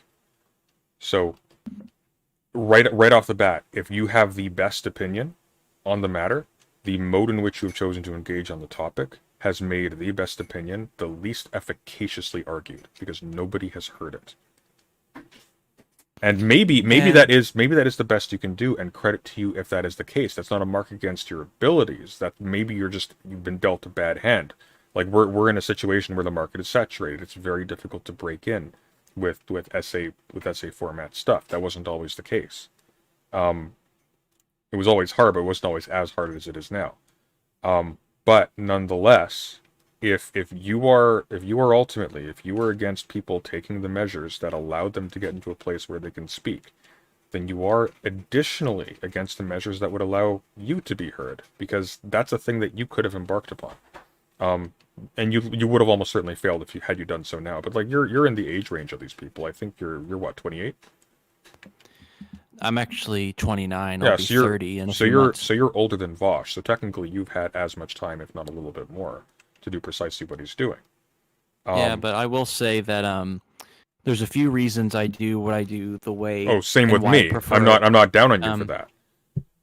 But I also wanted to say that, yeah, they may be, as you say, efficacious in like 10 minutes sleeping on a stream, but ultimately, I really don't care if they're more efficacious in that manner, for at least in my opinion, because whether 1,000 people watch one of my essays or hundreds of thousands or millions, I'm in a principled. I take my positions as a principle, because I don't also not only do I not care really if I'm gonna gain 100 subscribers in the next few months or 5 or whatever, because I take this as seriously as I can. I'm kind of like, and you'll know this because of how I am in the Discord. You know how Cormac McCarthy is my favorite author. If I may, and don't take this too personally, are you certain that you're actually taking it seriously?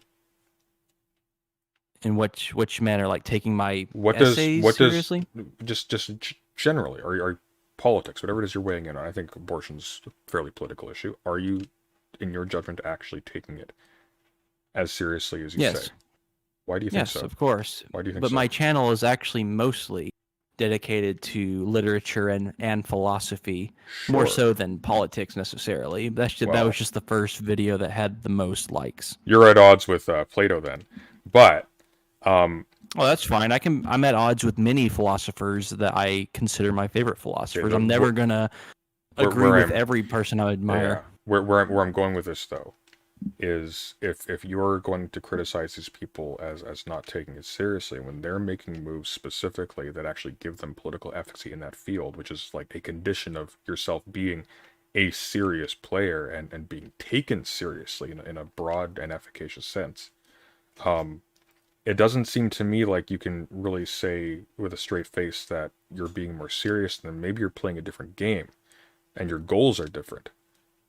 But it seems to me Well, like of they're course being my goals are different. they're being very serious about whatever it is that they're doing. Well, it depends on what you mean by serious in their context. Because for me specifically, I don't think Vosh is a genuine or authentic person. I think he does it merely for money and as a career. But that's just my personal estimation of him. But whereas with the videos I make, I take it seriously to the extent that if I'm going to post things that I think deeply about, that I think could possibly change the minds, or at least maybe not even change minds, because that right there is a little dishonest, because you can never really change anybody's mind. That's something that's internal to them that they have to deal with. And Yeah, but I mean, their minds engaged with the outside world, right? Like the stuff Yeah, they of course. encounter in the world. Yeah. So, but you're a I'm part just of the saying outside it's world. mostly.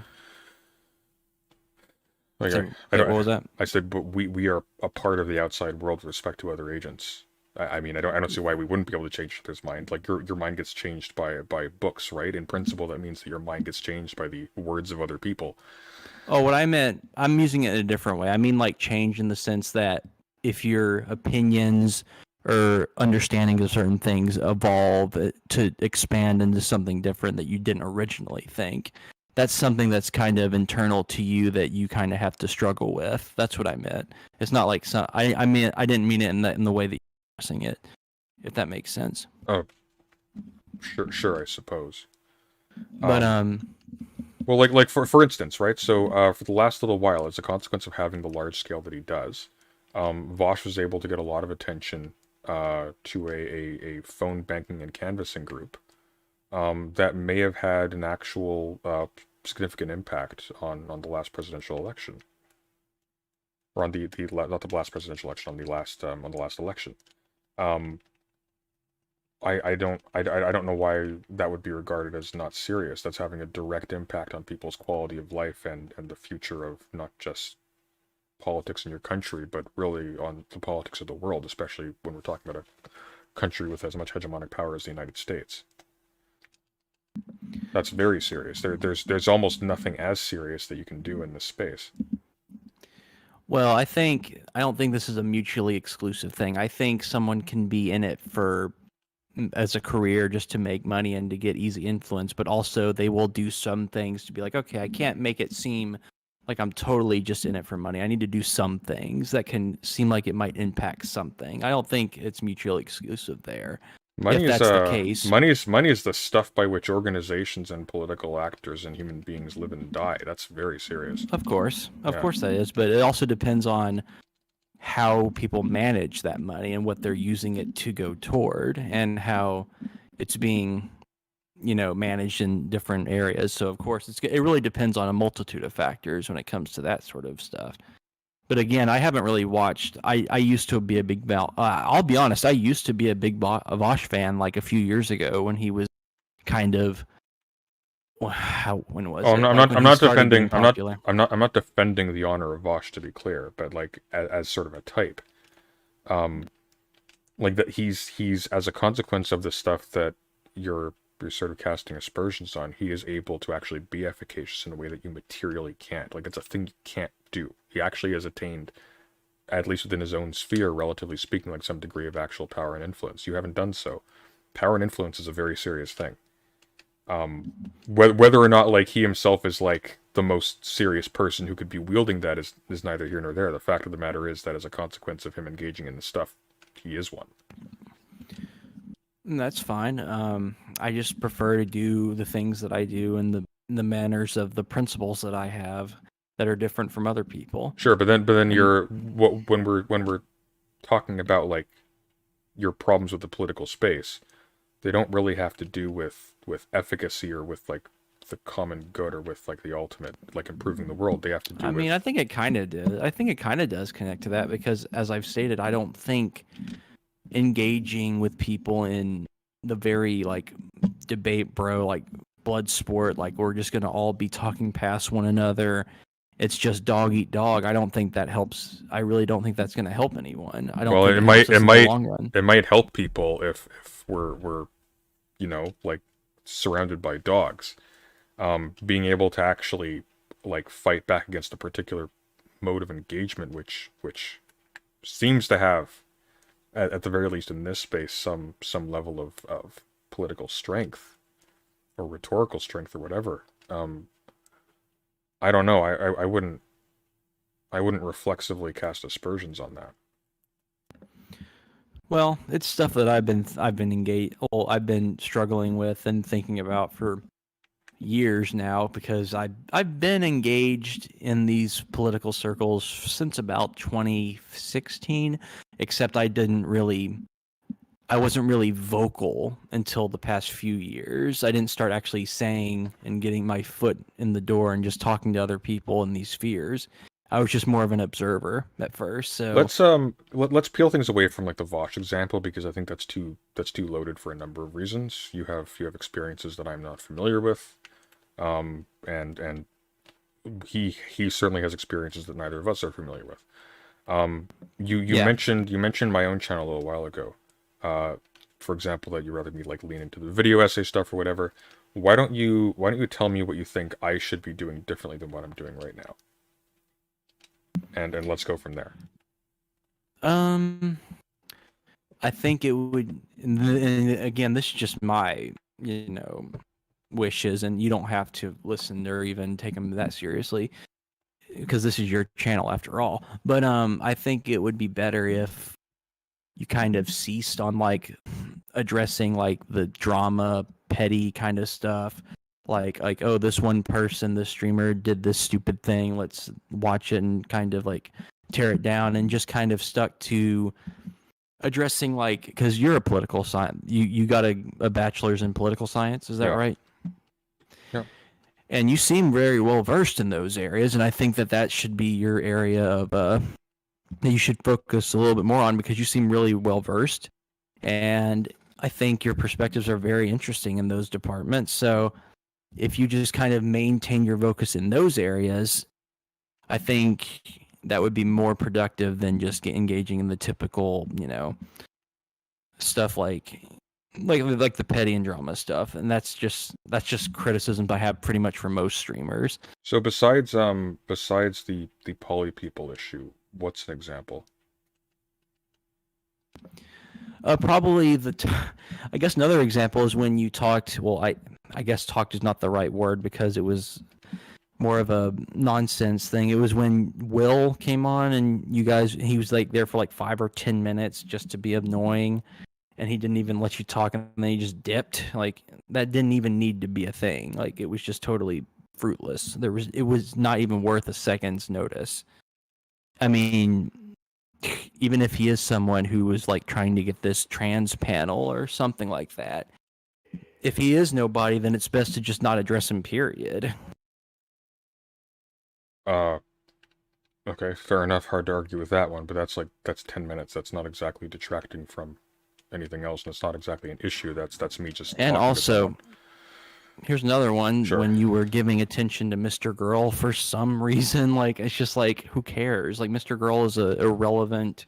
He's not worth anyone's time. Well, that's related. That's related to the stealthing discourse in a certain sense, at least thematically. So the issue I have with Mr. Girl is that he normalizes to a fairly large audience that he's been gifted by other streamers who are perfectly fine with doing so. Really toxic ideas about consent and narratives about trans people, and so I have like very specific pointed reasons to engage with him on that, because making him look like a fool on those issues directly serves like my political goals. But I think you could. But I don't really think it's that big of it. Like, I don't think it was something that was really necessary to address, especially at that point in his little online, I guess, career, if I'm going to call it that. It's He was bigger. It's already being bigger. kicked It's out it's by bigger. people. It's bigger than mine, and he wasn't already being kicked out by people at that point. Certainly not by his own audience. He was being kicked out by Destiny. That's basically. Well, I it. only meant, yeah, I meant that only because, well, he was pretty much sucking on his attention the whole time, and it was really pathetic and really sad. But I don't really, and also just I don't see why people need to focus their attention on people who are so obviously, apparently, just not even worth attention. Like they're not serious. Every time he talks, it just feels like he's not even listening to what people are saying. Like he focuses on these little minutia that is just, and he'll spend like 10 minutes arguing with you over minutia of a sentence that adds nothing, and it's just like, why even give him the time of day? Like this doesn't produce anything productive. Well, I think it's productive if he's encouraging like a bunch of young people to engage in a certain really toxic way that's going to harm people, to break that spell a little bit, or break the spell in front of people who might be encouraged to listen to him later on down the line in the absence of that. Because he has charisma. He has an effect on the people around him. There's a reason why people imitate him. Although I do think for him, and like him in a specific case, there are just some people I kind of view like Jesse Lee Peterson, for example, or just certain people who are so odd and so like out of their own mind that the fact that they are like that in such a strange way that's just going to be intriguing to a bunch of people. It's not even really like they maybe even agree with him. They just think they're just a character, or they're just a personality that's actually like, oh, this is really strange. This is really out of the box. We're just going to follow him because he's just really freaking weird. That's how I view, at least to some extent, with the Mr. Girl person, because he's just such a... I don't even want to think about him anymore. I don't particularly blame you. Okay. All right, well, let's leave that topic aside. Is there anything else on your mind that you wanted to discuss, or? I'm not really sure. I think that was pretty much it I think that was pretty much it. All I wanted to talk with you about is just kind of the things I find that you do that is actually beneficial and very insightful. Like, I like your essays. They're pretty cool. I think when you put your time and effort into that kind of stuff, it's going to be... I know I have a very odd way of thinking. Like I think I'm a rare exception of how people think through these issues, because I would rather not monetize my channel under any circumstance and make well thought out essays than ever like sell my soul to just like do a simple like, hey, I'm going to become like Destiny or one of these people who just makes their money just being like the most vicious and like illogical people, just making it that as their career. It's like, no thank you. I don't care if it gives me $1 million or whatever. I can't see myself doing that. You're sure about that? You can do a lot with $1 million. You do work a day job, don't you? Yeah, I do. And I don't mind it. I'd rather do that and just be principled in my own specific way than give up my soul and my something like that. Well, I mean, presumably you're giving up your time in your day job. I don't know what we're referring to when you say give up your soul. Well, I mean, like, and when I use Destiny as an example, I meant him specifically because of how he behaves, how he, as a person, is. It's so obvious that he's not someone who genuinely cares about what he says, because he'll contradict himself. Yeah. From in one stream from a year later, it's so painfully obvious that this is just a career. Like it's literally nothing else for him. Sure, but that's what I meant by losing my soul. You yourself also have just a career, yes? Yeah, but I don't consider my career of what I do outside of my YouTube videos as something. Maybe I'm a rare exception, but even when I'm working, like at my job, I still can be in deep thought about certain things, even when I'm working. I'm not sure if that's a rarity. I'm not sure if I'm the only person who does that, because I'm only myself. But I feel the way. What was that? I think it's probably just you. I don't know. I mean, you never can know. Indeed. I'm only my perspective. I only see things from my qualia and my experiences. Okay. What do you suppose the I'm just trying to wrap my head around this. So you recognize that like 90% of the people, and that's being very generous, 90% of the people engaged in politics, period, are doing so for cynical reasons and are onboarding positions that they will try to sell to others they don't necessarily believe or have taken the time to actually fully understand or justify.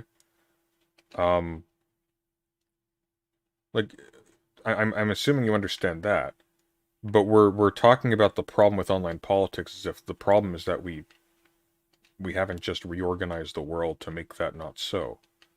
And help me to understand a little bit, like, what is it that you think that we're doing here? You and me right now, or just the whole thing? Both. Well, I'm talking with you because I feel I like to get my opinions and my own understandings out, even if I personally think maybe when all is said and done, it's not going to do a great influence on the world per se. But have you ever? I'll kind of give you an example here. Have you ever watched The Sunset Limited? No. What is Well, that? it's a Cormac McCarthy play, but they made a movie out of it. There's two characters. One is white, one is black. White is a atheist professor who tries to commit suicide, and black is a Christian man who works a night job and saves him from committing suicide. And the whole play is them in his apartment, Black's, discussing philosophy and if there's a reason to live. And Black tells White, it's like, look, I may at the end of the day acknowledge that I'm in over my head here, and maybe there really isn't a reason to live, but that doesn't let me off the hook. I have no choice but to try to help, or to try to say what I believe that can help. And that's how I view my position here. Even if I see it may be futile at the end of the day, I still have this urge within me to try to fight for something that I think may never even come to fruition. But it's not just that you're fighting for something that may not come to fruition. You're specifically choosing to eschew the activities that would give you the ability, that would give you the tools to actually make them come to fruition if there's any chance at all, for the sake of, I assume, your art. So, you see, there's a little bit of or it seems like there's a contradiction here a little bit. I don't think it's a contradiction. I just kind of understand the limitations, and I'm still going to get myself into these circles because I also need to understand what the millennials and Zoomers and what everyone in these circles mean and what they believe. Or you know, you are a millennial, right? You're like 29. Yeah, I know. Okay. I just use that just because I am one, and because that's a lot of the main people who are still doing this stuff, and Zoomers are upcoming as well, so they may be getting involved as well. So I need to understand. I need to understand what is being discussed and what people are understanding, because if I don't understand it and I want to understand philosophy and stuff like that, then that's just, I think that's dishonest. I don't view that to be helpful, nor do I feel it to be, it's not noble. I want to try to understand as much as I possibly can. Okay, well, power to you. What are you working on next? Man, I'm still in the next few weeks, or maybe even the next month. My next video essay is going to be on one of Plato's dialogues that I've been just. I originally planned that I was going to release it like last month, but I'm still like, as I mentioned, I meditate over works. This one is still like just. I'm really thinking over it because it's such a complex dialogue that I need to figure out the right way to really address how I interpret it. Which dialogue is it? I don't want to reveal it yet. I want it to be a surprise of which dialogue it is when I officially upload it. but it is one that I feel is absolutely just it staggers my mind every time I'm rereading it and trying to get everything that's structured within it, because it is absolutely just unbelievable. Okay, well, looking forward to that. How long have we been going for? About a little over an hour. Did you want to keep talking? Yeah, and I'm or... good. Well, if you want to keep talking, I guess you can. What would you like to talk about if you want to keep talking? Because other than that, I'm pretty much brought forth everything I wanted to talk with you about. Okay, well, I'm satisfied if you're ready to sign off. I just wanted to give you the opportunity to mention anything else in case you. Oh, sure. wanted to. I also wanted to point out. I hope you acknowledge that when we're talking, I try not to interrupt you, and I let you can talk whenever you're talking. I don't want to interrupt you and I hope that's the kind of dialogues I like to see people engage in more, is to let people get out their full thoughts and try not to interrupt so that we can try to understand one another. I really want that to be something that could actually, that everyone will consider in these spaces. I mean, that would be lovely, but once again, and it's always going to come down to this. As a consequence of you letting me talk, if I was so disposed, I could spend a substantial amount of time laying the groundwork with really bad or spurious statements to justify other bad and spurious statements. And now the work that you have to engage upon by not interrupting me in order to break those down and break confidence in a thesis that I'm using those to ground is monumentally more, which means you will almost certainly lose. There's a reason why debate tactics exist. It's because when you're engaging with someone who does not have your best interests or the best interests of the truth at heart, you playing fair is playing the fool. You're like playing chess with someone who you see cheating in front of you and insisting on still playing by the rules. There's no points for that, right? Yeah, that's the whole thing about Wittgensteinian language games, that some people don't want to work on the same language game. They'll just knock the pieces over, but at least if they try to do that against me, it should be apparent to people watching it who is actually the dishonest one. And I think that that's actually a really good thing to point out. There is no guarantee of that at all. In fact, it's a strategy of a lot of people who are doing exactly the same thing to make that exact judgment call and try to just sound super calm and relaxed and to allow the other person to seem unhinged. If that other person is making an error in judgment and is interrupting them when, in this particular case, they shouldn't be. Because like there's no given rule for all circumstances. Someone like Jordan Peterson might sound really measured by comparison to someone else who sounds really emotional in a given conversation. He in all likelihood knows significantly less than the other person, who might be stressed out because they actually care about the truth of the matter and they're outraged at the false statements that someone like Peterson is making. Whereas he seems to be more measured and fair as a consequence of just play acting that he is. Yeah, possibly, but in this circumstance, it's a little different because I'm also going to be working on a Jordan Peterson series. I've had to do a lot of research into him, and I still am. He actually gets really flustered and really easily agitated a lot of the time as well, so I don't think he's the perfect example there. But I understand you're using a hypothetical, though, but so I was just using that as a point of conjecture. No, fair enough. What time is it now? It's 9:26. All right. Well, if you're satisfied, let's wrap it up here. I'm gonna move on to the next thing, so I'm not up till 4 a.m. again. Sure. Yeah. But one more thing before I head out. Sure, go for it. When are you going to read Blood Meridian? As soon as I have time. I'm telling you right now, that novel, whenever you take the chance to actually read it, it's unlike anything you'll ever read. Is that good? There's a reason it's my favorite novel, and it's why I continue to ask people to read McCarthy, because I try to view myself as a YouTuber version of McCarthy in a way, because McCarthy spends literal decades writing his novels, and he's gone on record in many interviews saying, like, at the end of the day, whether if anyone reads my novel or nobody reads it, I don't care. And it's a very interesting perspective, and he's a very rarity in that sort thing, but I think there's He's a meaning to that. He's also a very well-selling author, so it might be easier for him to say that than for somebody else. He doesn't have to choose between writing or eating.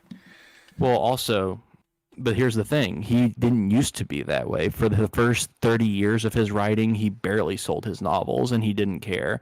He actually, his ex-wife had some amusing stories that after he had written Suttree, which was his fourth novel, colleges would actually come to him and be like, "Hey, we'll pay you a lot of money. Come read and interpret your work for us." He would always turn it down, and he would go back home and they'd barely eat. And they had no money. So he was very principled in that manner of speaking. So he actually proved it. So it's not impossible.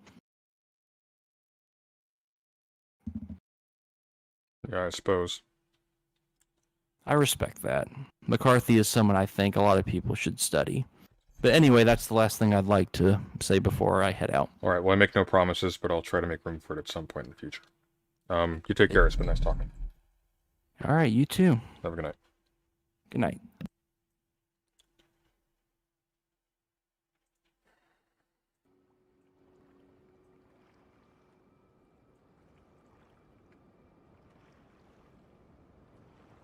Well, that wasn't terrible. Got into some yikesy spots here and there.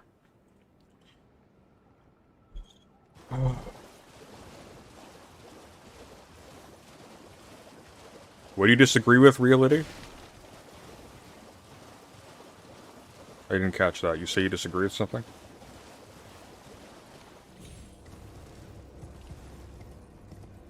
No, we're not debating tonight, Lucy. We'll talk sometime, I promise.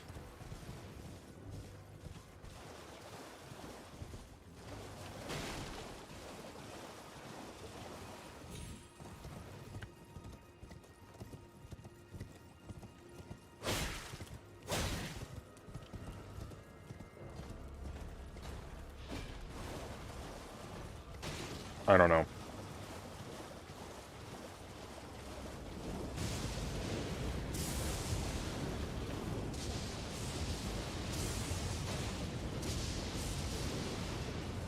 It was better than Counterpoints. I hope I'm better than Counterpoints. I'd be very, very distressed if I wasn't.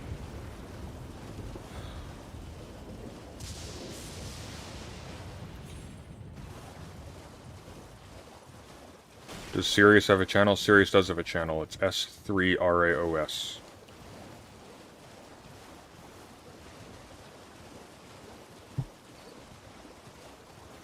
See if there's anybody waiting in the wings here.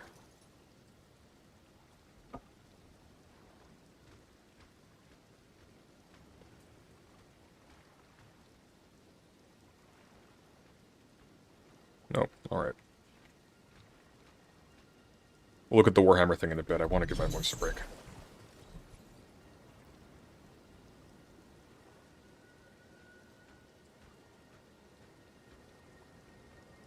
Unless we mean by tactics to include any premeditated thought process to engage in conversation. Debate tactics tends to imply dishonesty and the audience can see through it. Well, no, they can't always see through it. Not only that... Oh, plug my earphones. Not only that, but people are often primed to allow dishonest debate tactics if they already agree with the side of the, if they already agree with one of the interlocutors.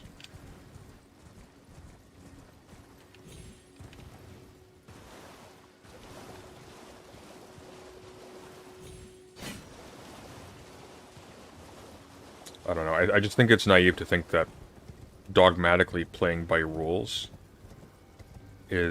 serves the best outcome in all cases. That strikes me as assuming a lot. Way too much for my comfort.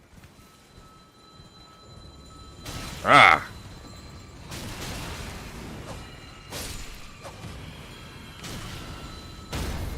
Oh my god. Okay.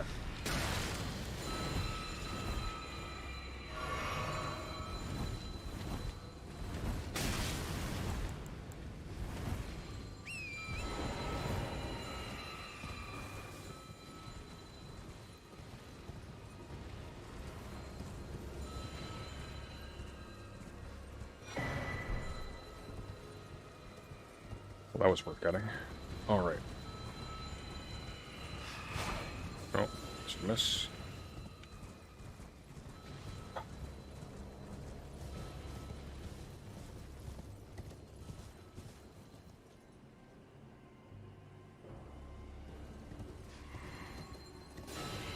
Sunday, do you like Warhammer Fantasy or 40k? 40k, although if I'm honest, I don't particularly like either of them that much these days. I used to find 40k interesting when I was in high school. I just find it kind of dull now.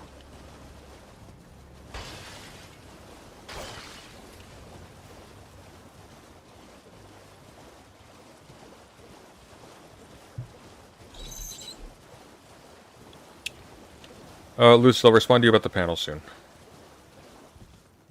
About the panel idea.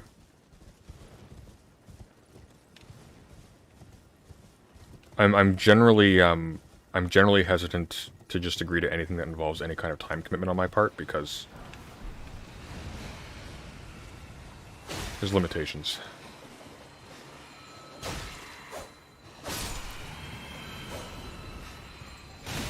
And they can wear you down really fast. And I already have a bunch of time commitments this month anyways, so.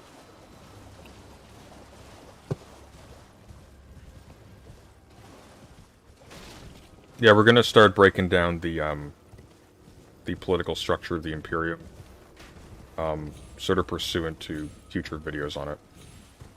Just because it's a good vehicle to, you know, explain political ideas and concepts and problems. Already gotten this one? Yeah, I already got this one. Okay. Let's get out of here.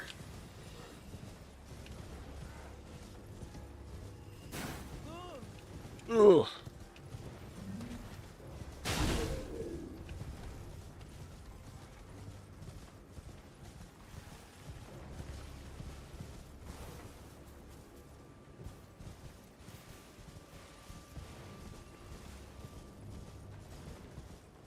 I guess where just to sum up that conversation, I guess where I, like, seriously disagree with Origin.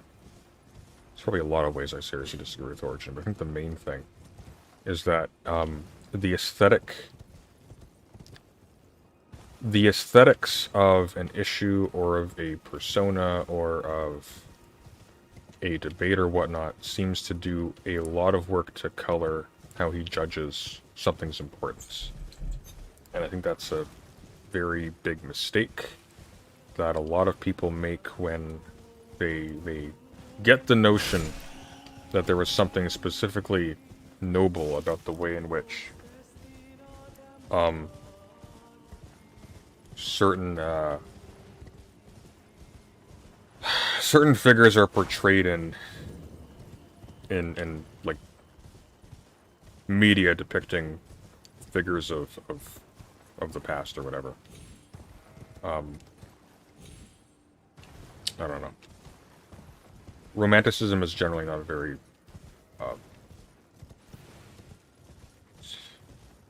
it's just not good. Not good. Sunday, the political structure of 40k is really weird. Yeah, it is. But I think it's also probably fairly simple. What's going to be interesting, I think, is not going to be the uniqueness of it. It's going to be what are some underlying presumptions of it that make it actually really simple. What the hell are these things?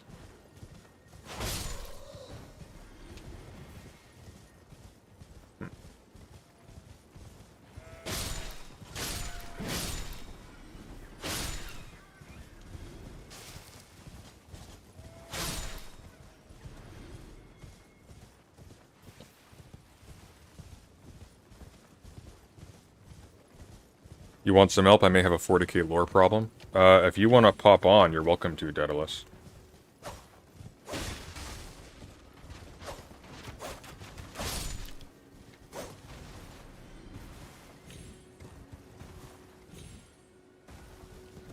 Isn't Warhammer at its core satire? No. No, Warhammer's not satire. It's a pastiche. They've smashed together a whole bunch of different things, but it's not satire. It's meant to be taken seriously. At the very least, it's not meant to be taken as a parody or a critique. They're not criticizing fascism. They're not making some kind of deep statement. It's just, hey, isn't this cool?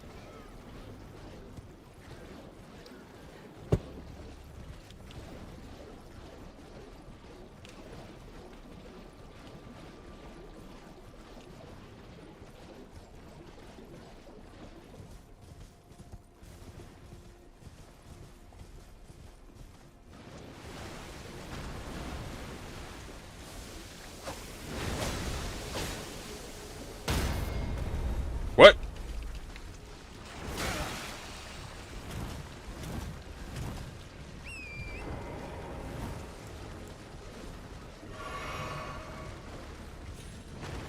Hang on, what's affecting me? Why am I... Oh. Ah!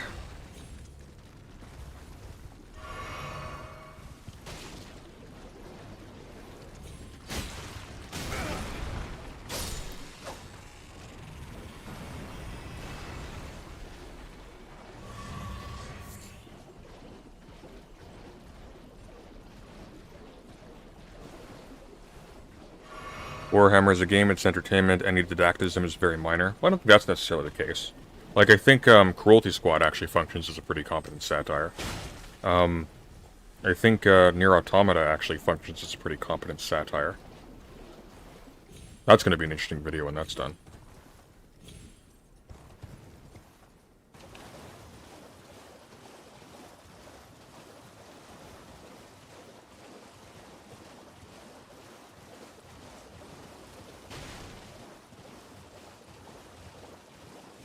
I really like Mandalor's description of 40k at its core. It's just a bunch of kids in a playground making up reasons why their OC is actually more powerful than all the others. Yeah, basically.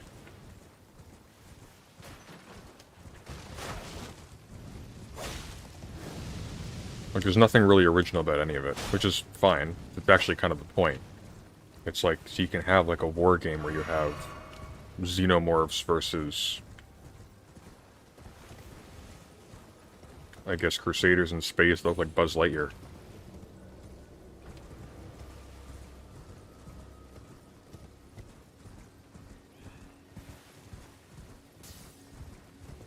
Oh, I know about the dung beetles. I've been killing those like crazy.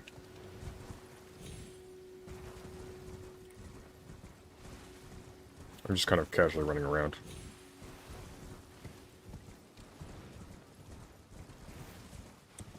Alright.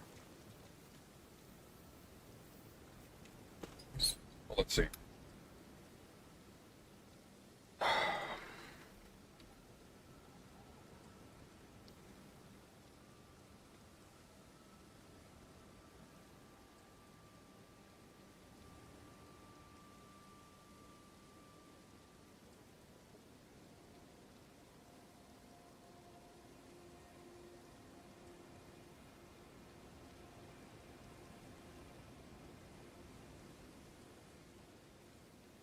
How satire dies, the politics of Warhammer 40k.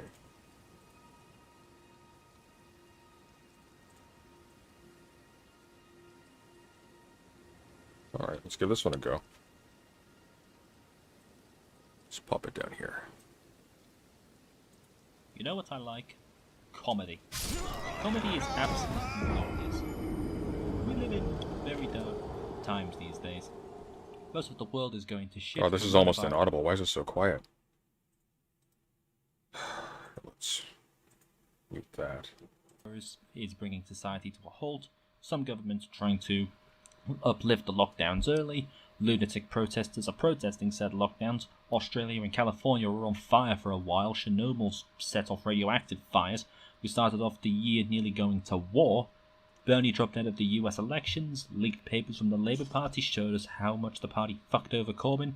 And I've already completely forgotten whatever the fuck happened in February. Okay, this isn't watchable. It's too something.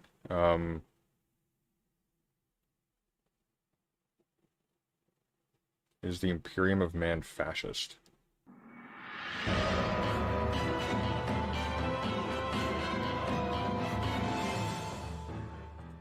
Oh, Arch Warhammer. I know that name. I know that name. This guy's a dipshit for some reason, am I right? Whatever, we'll listen to this one anyways. The Imperium of Man is not fascist. But surprisingly, this is by many considered a controversial statement, despite it becoming quite apparent the moment one delves into even the most superficial aspects of imperial governance that it is not a fascist state. To start with, the Imperium is not even a dictatorship. Most of the high-level decisions are made by a conclave of 12 High Lords. Made up of representatives of the various arms of imperial governance, it is this body, via a process of discussions, deliberations, and voting, that determines the course of the Imperium. Beneath the High Lords there is a further gathering called the Senatorum Imperialis. This consists of tens of thousands of representatives and dignitaries from across imperial space. Its general purpose is much the same as that of the High Lords: to discuss and determine the best course of action for the Imperium. But this body is no longer in widespread usage. It used to be one of the primary governing bodies of the Imperium during the time of the Emperor, but after his ascension to the Golden Throne, it has been used less and less. It is still a significant political force, and many of its more high-ranking members have a lot of political power within the Imperium, but not as much as in the heydays of the Senatorum. The closest thing the Imperium has to the position of dictator would be that of Imperial Regent, a traditionally temporary position that draws its authority from the God Emperor, and as such, naturally, has no true inherent authority. You know what's also a temporary position historically? A dictator.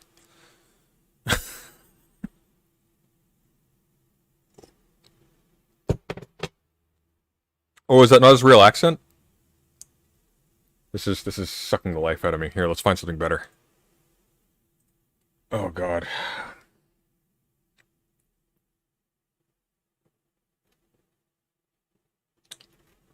There's a whole lot of Sargon videos here. Warhammer 40k factions if they were explained by Jordan Peterson. First, Chaos. Okay. God, that's loud. breasts, breasts, breasts, breasts, breasts, breasts, breasts, breasts, breasts. And second, come. Something will get you sooner or later. You can bloody well be sure of that. Well, I don't like being in the kitchen. You don't appreciate it. Burn it to the damn ground. I'm a clinical psychologist. I'm a pretty good dancer. They're just psychopaths who are looking for trouble. Is this the corpse? I've identified you as a predator. You better look the hell out. And I'm going to manipulate the conversation. I'm no threat. I'm hunched over. You're a crazy chimpanzee. I'm going to eat you, and it's going to make me very happy. A lot of them are just like silly, quasi-diluted, virtue signaling, 18-year-old people who just don't know any better. Wake up in the morning and you have an ache in your side. It's like, well, is that nothing or cancer? If they had any ethical standards whatsoever, they wouldn't reproduce. I'm having a bitch of a time and I richly deserve it. You should be a monster. An absolute monster. Here's what I do: kicking, biting, fighting, and property theft. Our organization is corrupt and should be restructured.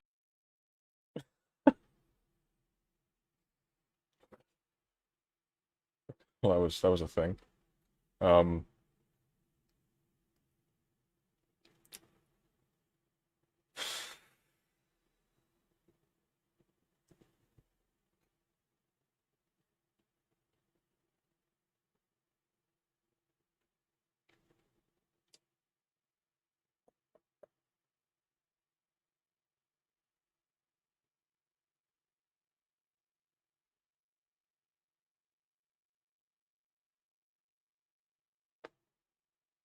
Ow.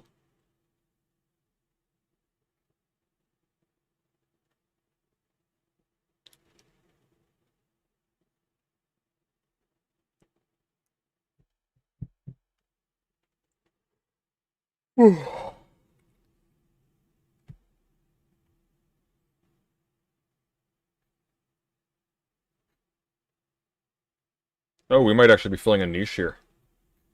It doesn't look like there's a whole lot here that's actually, like, decent on Warhammer politics. It's just...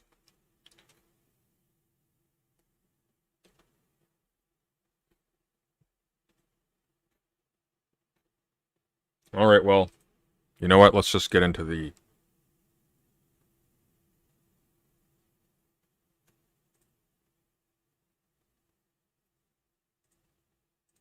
Let's just get into the thing here. So this is...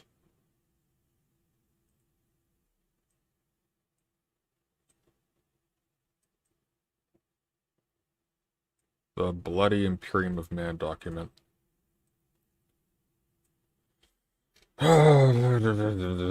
Alright. So, the Imperium of Man. The Imperium of Man is the galactic empire under which the majority of humanity is united. The founder and nominal ruler of the Imperium is the godlike emperor of mankind, the most powerful human cipher ever known. The Imperium is the largest and most powerful political entity in the galaxy, consisting of at least 1 million worlds. How old is it? How do you... It's in the year 40k, right? And presumably this is, like, from, like, 1 AD by our calendar? No? Oh, Daedalus sent me a vid. Let's see.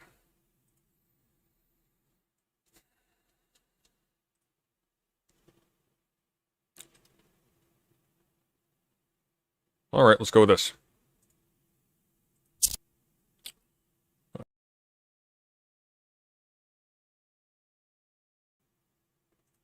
Oh, and I want to hit that one. Okay, here's a video.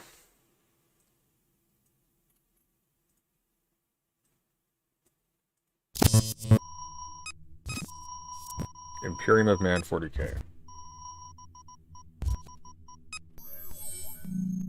Hey everyone, just a quick note to say that our Patreon is now live, and at the time of this video, we've already smashed through our first 5 pledge goals. We've got a ton of new content coming, and more episodes every month, so if you'd like to vote on which spin-off gets made first and get some cool rewards for your trouble, be sure to check us out on Patreon. You'll find a link in the description.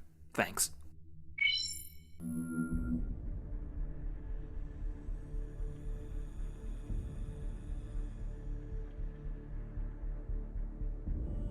In the grim darkness of the far future, the worlds of mankind stand on the precipice of destruction. Beset on all sides by predatory alien empires and threatened from within by heretics, mutants, traitors, and worse. Yet even in this dying galaxy, in a time when peace has been forgotten and every hope seems lost, there stands a great bulwark between humanity and that which would destroy it. It is a power of unimaginable scale, in command of inexhaustible armies that hold back the eldritch terrors that await beyond. It is a regime built on benevolence and cruelty, repression and stagnation, irrational superstition and bureaucratic corruption. A nation tempered in the fires of endless war. It is the 41st millennium, and rising from the light of ancient Terra stands boldly the great work of the Emperor, the Imperium of Man. It is commonly said that the Imperium presides over 1 million worlds, but the truth is far less simple. Every year its dominion waxes and wanes as new systems are colonized or conquered, and lost worlds are brought back into the fold, while elsewhere across the galaxy, planets are isolated and lost, taken by Xenos or brought to ruin by rebellion. The Imperium carries on only through the weight of its own immensity, ever expanding and ever declining. To think of it then as a single realm of defined borders and united territories is a fallacy. Against the enormity of the universe, even the Imperium is spread thinly, and its worlds might be separated by hundreds or even thousands of light years. Planets within the Imperium are separated as much by technology as distance.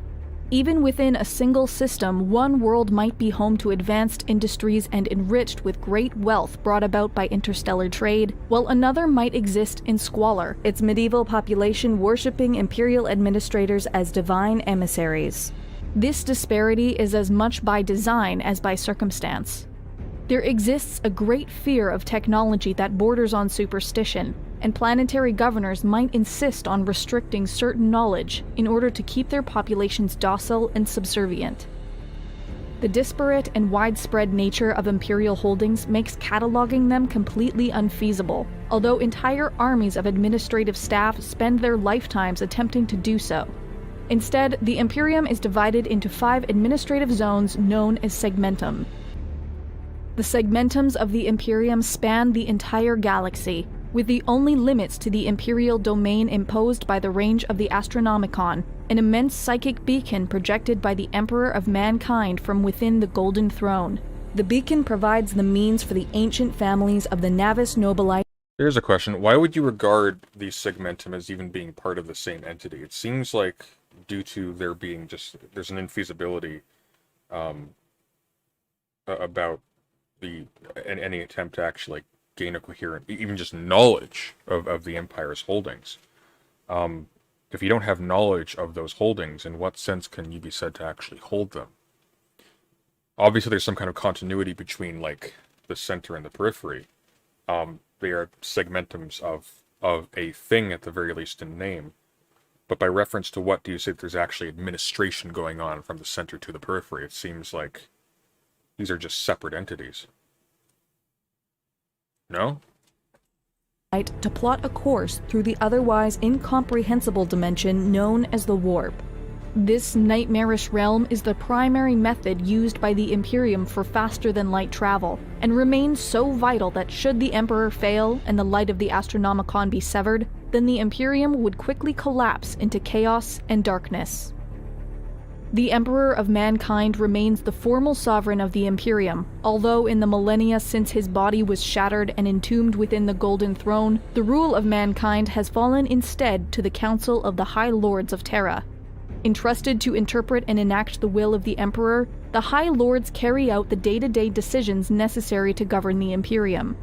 Judgments of the High Council affect the lives of endless trillions, but the nature of the Imperium prohibits any centralized governance from being universally enforced.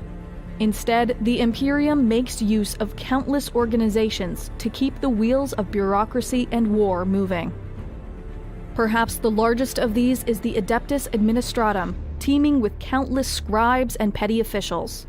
It administers the Imperium at every level, collecting tithes and taxes, performing censuses, and determining which threats to the Imperium must be dealt with, and by which of the Imperium's myriad of military forces, alongside 1,000 other chores and duties.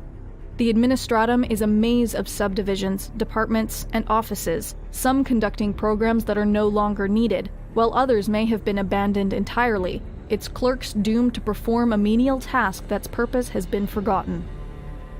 On Mars dwells the headquarters of the Adeptus Mechanicus, an ancient priesthood of technicians and engineers responsible for the construction and maintenance of all Imperial technology and equipment. Granted a level of independence unequaled within the Imperium, the Mechanicum is viewed with suspicion by the rest of the Imperial administration. Their forge worlds operate without oversight, and their religion is viewed as almost heretical. Above all, the priesthood of Mars covet knowledge, and they guard their discoveries with jealousy. Binding the Imperium together through faith is the Adeptus Ministorum, the ecclesiastical hierarchy of the imperial cult, which spreads the universal worship of the God Emperor of mankind. Known commonly as the Ecclesiarchy, the organization wields considerable power, for it derives its authority from the common belief in the Emperor's divinity. Even by imperial standards, it is a complex and baffling hierarchy of priests, confessors, cardinals, and dozens of other ranks and titles. All across the Imperium, its agents guide the soul of mankind, purging heresy. LH Fruit, thank you for the 20 gifted memberships. That's insanely generous. That's really appreciated. And inspiring true devotion. Of all the Imperial organizations, however, the sanctioned psychers of the Adeptus Astra Telepathica, the guardians of Imperial law in the Adeptus Arbites, the royal guardsmen of the Adeptus Custodes, or even the vaunted killers of the Officio Assassinorum, no single institution holds greater power or instills more fear across the galaxy than the Imperial Inquisition. Inquisitors are charged with protecting the Imperium against the malevolent influences of the galaxy, whether they be the allure of alien philosophies or the machinations of the ruinous powers.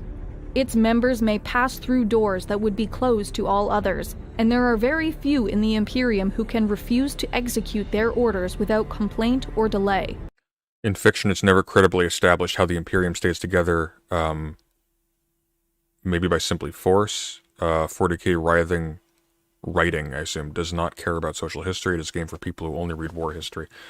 I mean, like, here's the thing, right? Like, if these planets are being, like, fed material from places they don't understand, because they're kept in, like, a position of relative ignorance about the technology, and I would assume as well the administrative structure of the Empire at the large scale, because we can't assume that people within the Imperium of Man have, like, the same God's eye view of this that we have watching this video. There might just not be an impetus to rebel, or what would that even look like? Unless, like, a planet just ceases economic relations with the Imperium, or starts, like, attempting to assert itself against the Imperium's will, which doesn't even seem to really exist because of the way it's segmented apart. Like, I'm not even sure what rebellion would actually look like, and I have a feeling it's going to be basically treated synonymously with heresy generally. So rebellion would probably just be like some kind of critique or attack on the traditions of the ruling elite, not necessarily the position of the planet within the Empire. Daedalus, if you want to come on and chat, you're welcome. We're not going to go for too long, though. I'm probably just going to talk for like 15 minutes and then call it for tonight.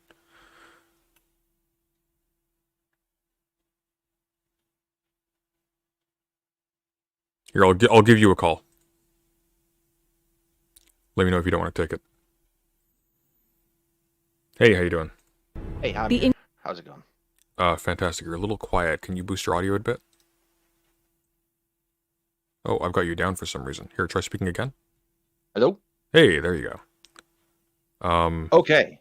Yeah. Rebellion is what you were talking about before, Yeah. right? In the Imperium? Yeah. So the only way they will ever notice a rebellion in any part of the Imperium is when they stop sending any kind of resources they have to send, whether that's manpower, whatever have you. Right. And it is regarded as heresy. So it's a heresy against humanity. So that's interesting. So, despite this vast administrative apparatus, they can't even communicate between worlds with any degree of speed. So they wouldn't even catch the rebellion as it's taking place. They would only notice that, hey, we haven't gotten a shipment from this sector in like a few years. Maybe somebody should investigate, and they'd show up. So technically, at any given time, like the entire Imperium could be taken by... It's entirely an after-the-fact thing. And what makes it even more complicated story-wise is the way they travel. Interstellar travel is done through the warp, which can pop you out in the past or the present or the future. So if you might be dispatched to deal with rebellion and arrive before it happens, you might arrive 1,000 years too late. Interesting. What's the level of reliability there? Like, is that a frequent occurrence, or is that like a rare occurrence? Whenever the writer really wants to mess with you a little bit. Fair enough. For example, there is the 2 Battlefleet Gothic games, and the main characters, Captain and then Admiral Spire. He is in the first game, which is set 2,000 or so years into Warhammer 40k's past.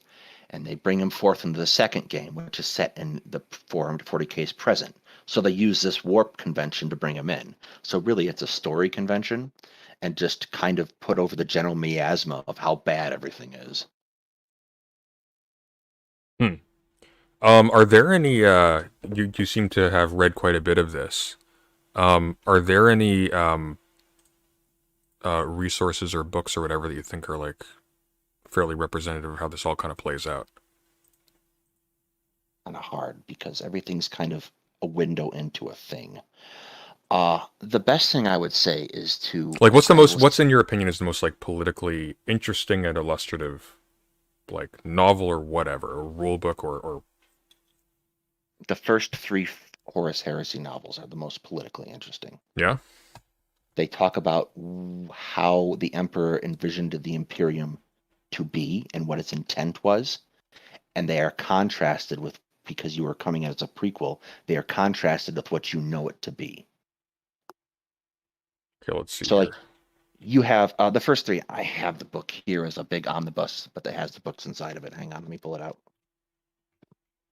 The first three are Horus Rising, False Gods, and Galaxy in Flames. What's the omnibus called? The omnibus is called Crusade's End.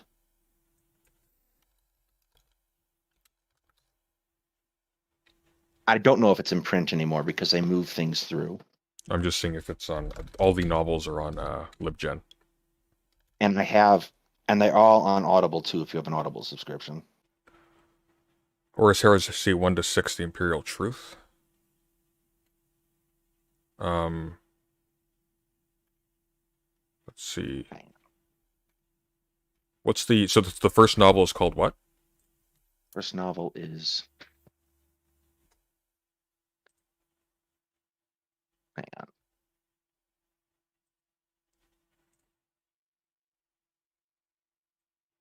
First novel is Horus Rising. Horus Rising, okay. We'll start there. Brilliant. All right, so I'll start making my way through that. Okay, well, cool. So I guess there's a bit of a discrepancy then in that they want to say that the Empire is a massive bureaucratic administrative body. But that seemingly is totally ignorant of its holdings in any given time. So there isn't actually a chain of like information acquisition, really. They just have a bunch Not of... an accurate one. So theoretically, the way it works is you have Earth, and Earth is called Terra, and it's just a big planetary city. Yeah. And there's these 12 High Lords that Archcast was talking about, and they make decisions, and each of these High Lords represents a different body of the Imperium, like the bodies that we're talking about in the video. So they make decisions relatively based on that particular organization, and it kind of flows out from there. But in practice, everyone is kind of on their own individually. So a world has to provide, for example, a certain number of men for the Imperial Guard, or women for the Imperial Guard, which is the basic Imperial Army. If they don't provide that, then someone's going to notice they didn't do that. Then they're going to come check it out and find out what happened.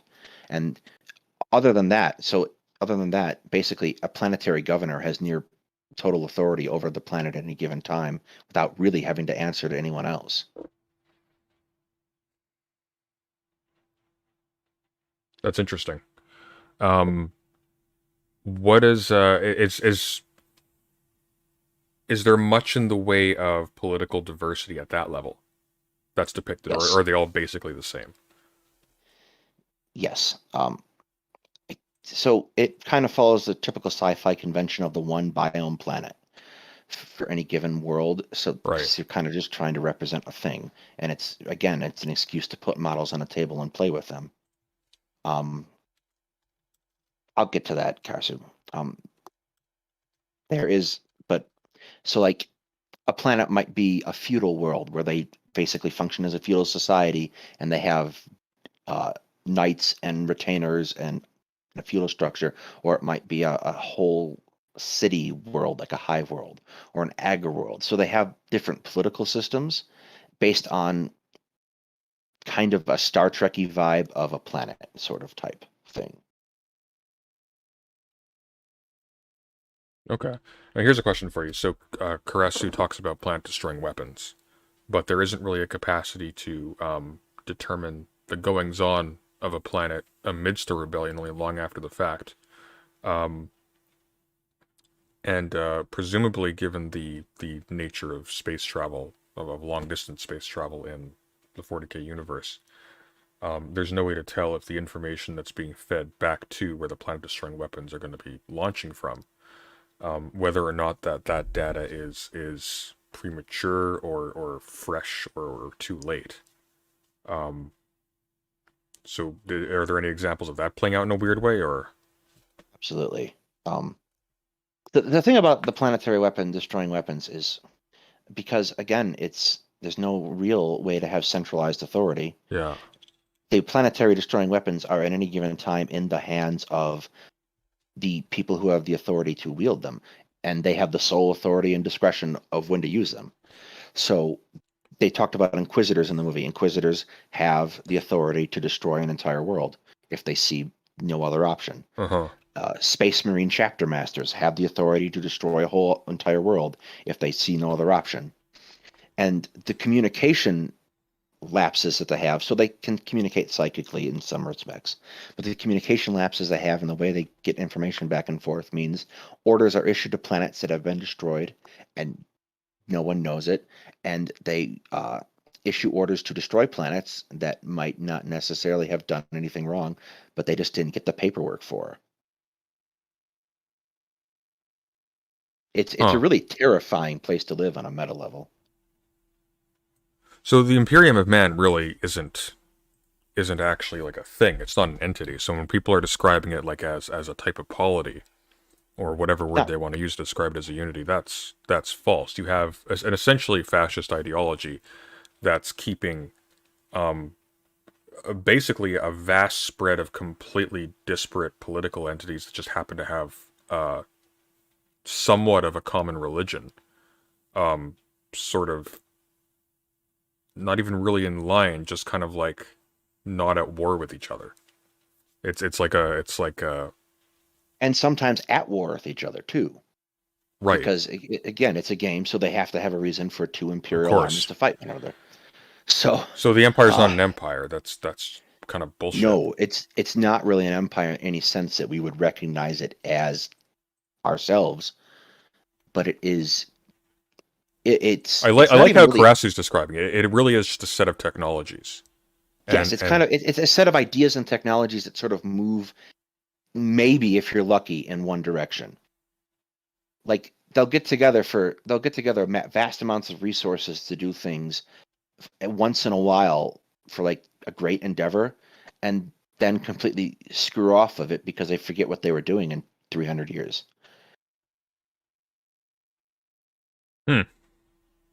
It's like it's not really coherent in the way that we would describe like the Galactic Empire for Star Wars or the Roman Empire. It doesn't have this coherent ideology and government and animating body. It doesn't have. Although, like to its credit, though, like one of the reasons why Star Wars is able to skirt this is because it treats space as if it's just air.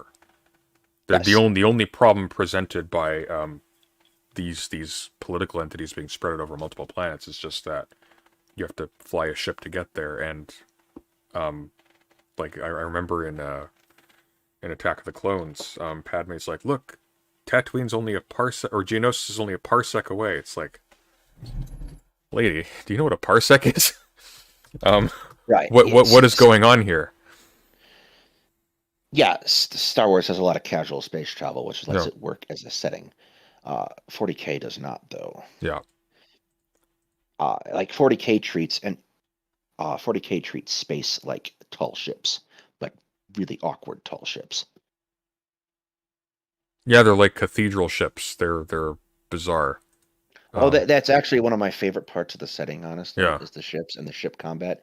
It's very, very cathedraly. They're like sailing ships, and they fight and move like sailing ships with torpedoes and planetary destroying weapons.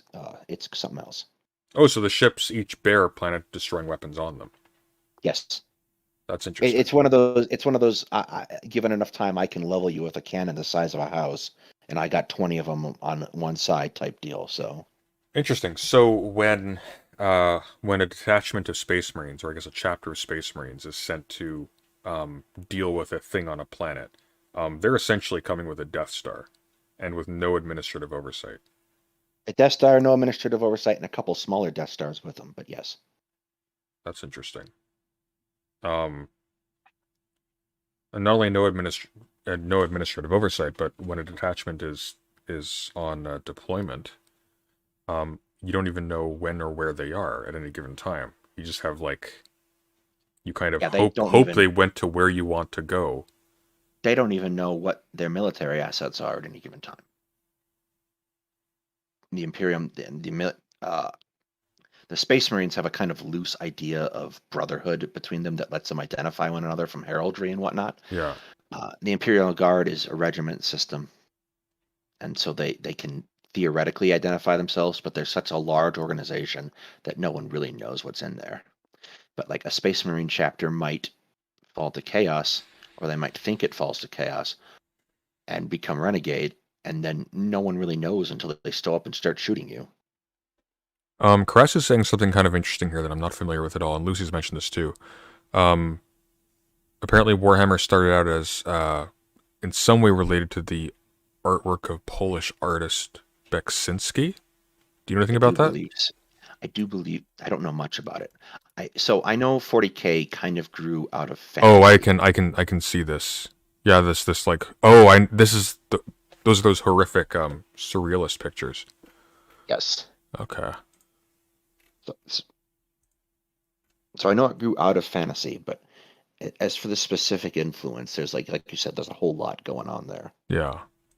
Well, I can definitely see like the aesthetic influence here. Certainly, like in its portrayal of Some of the stuff reminds me of Otto Dix, artwork wise. I don't think that's intentional though. I am not going to Google that. All right.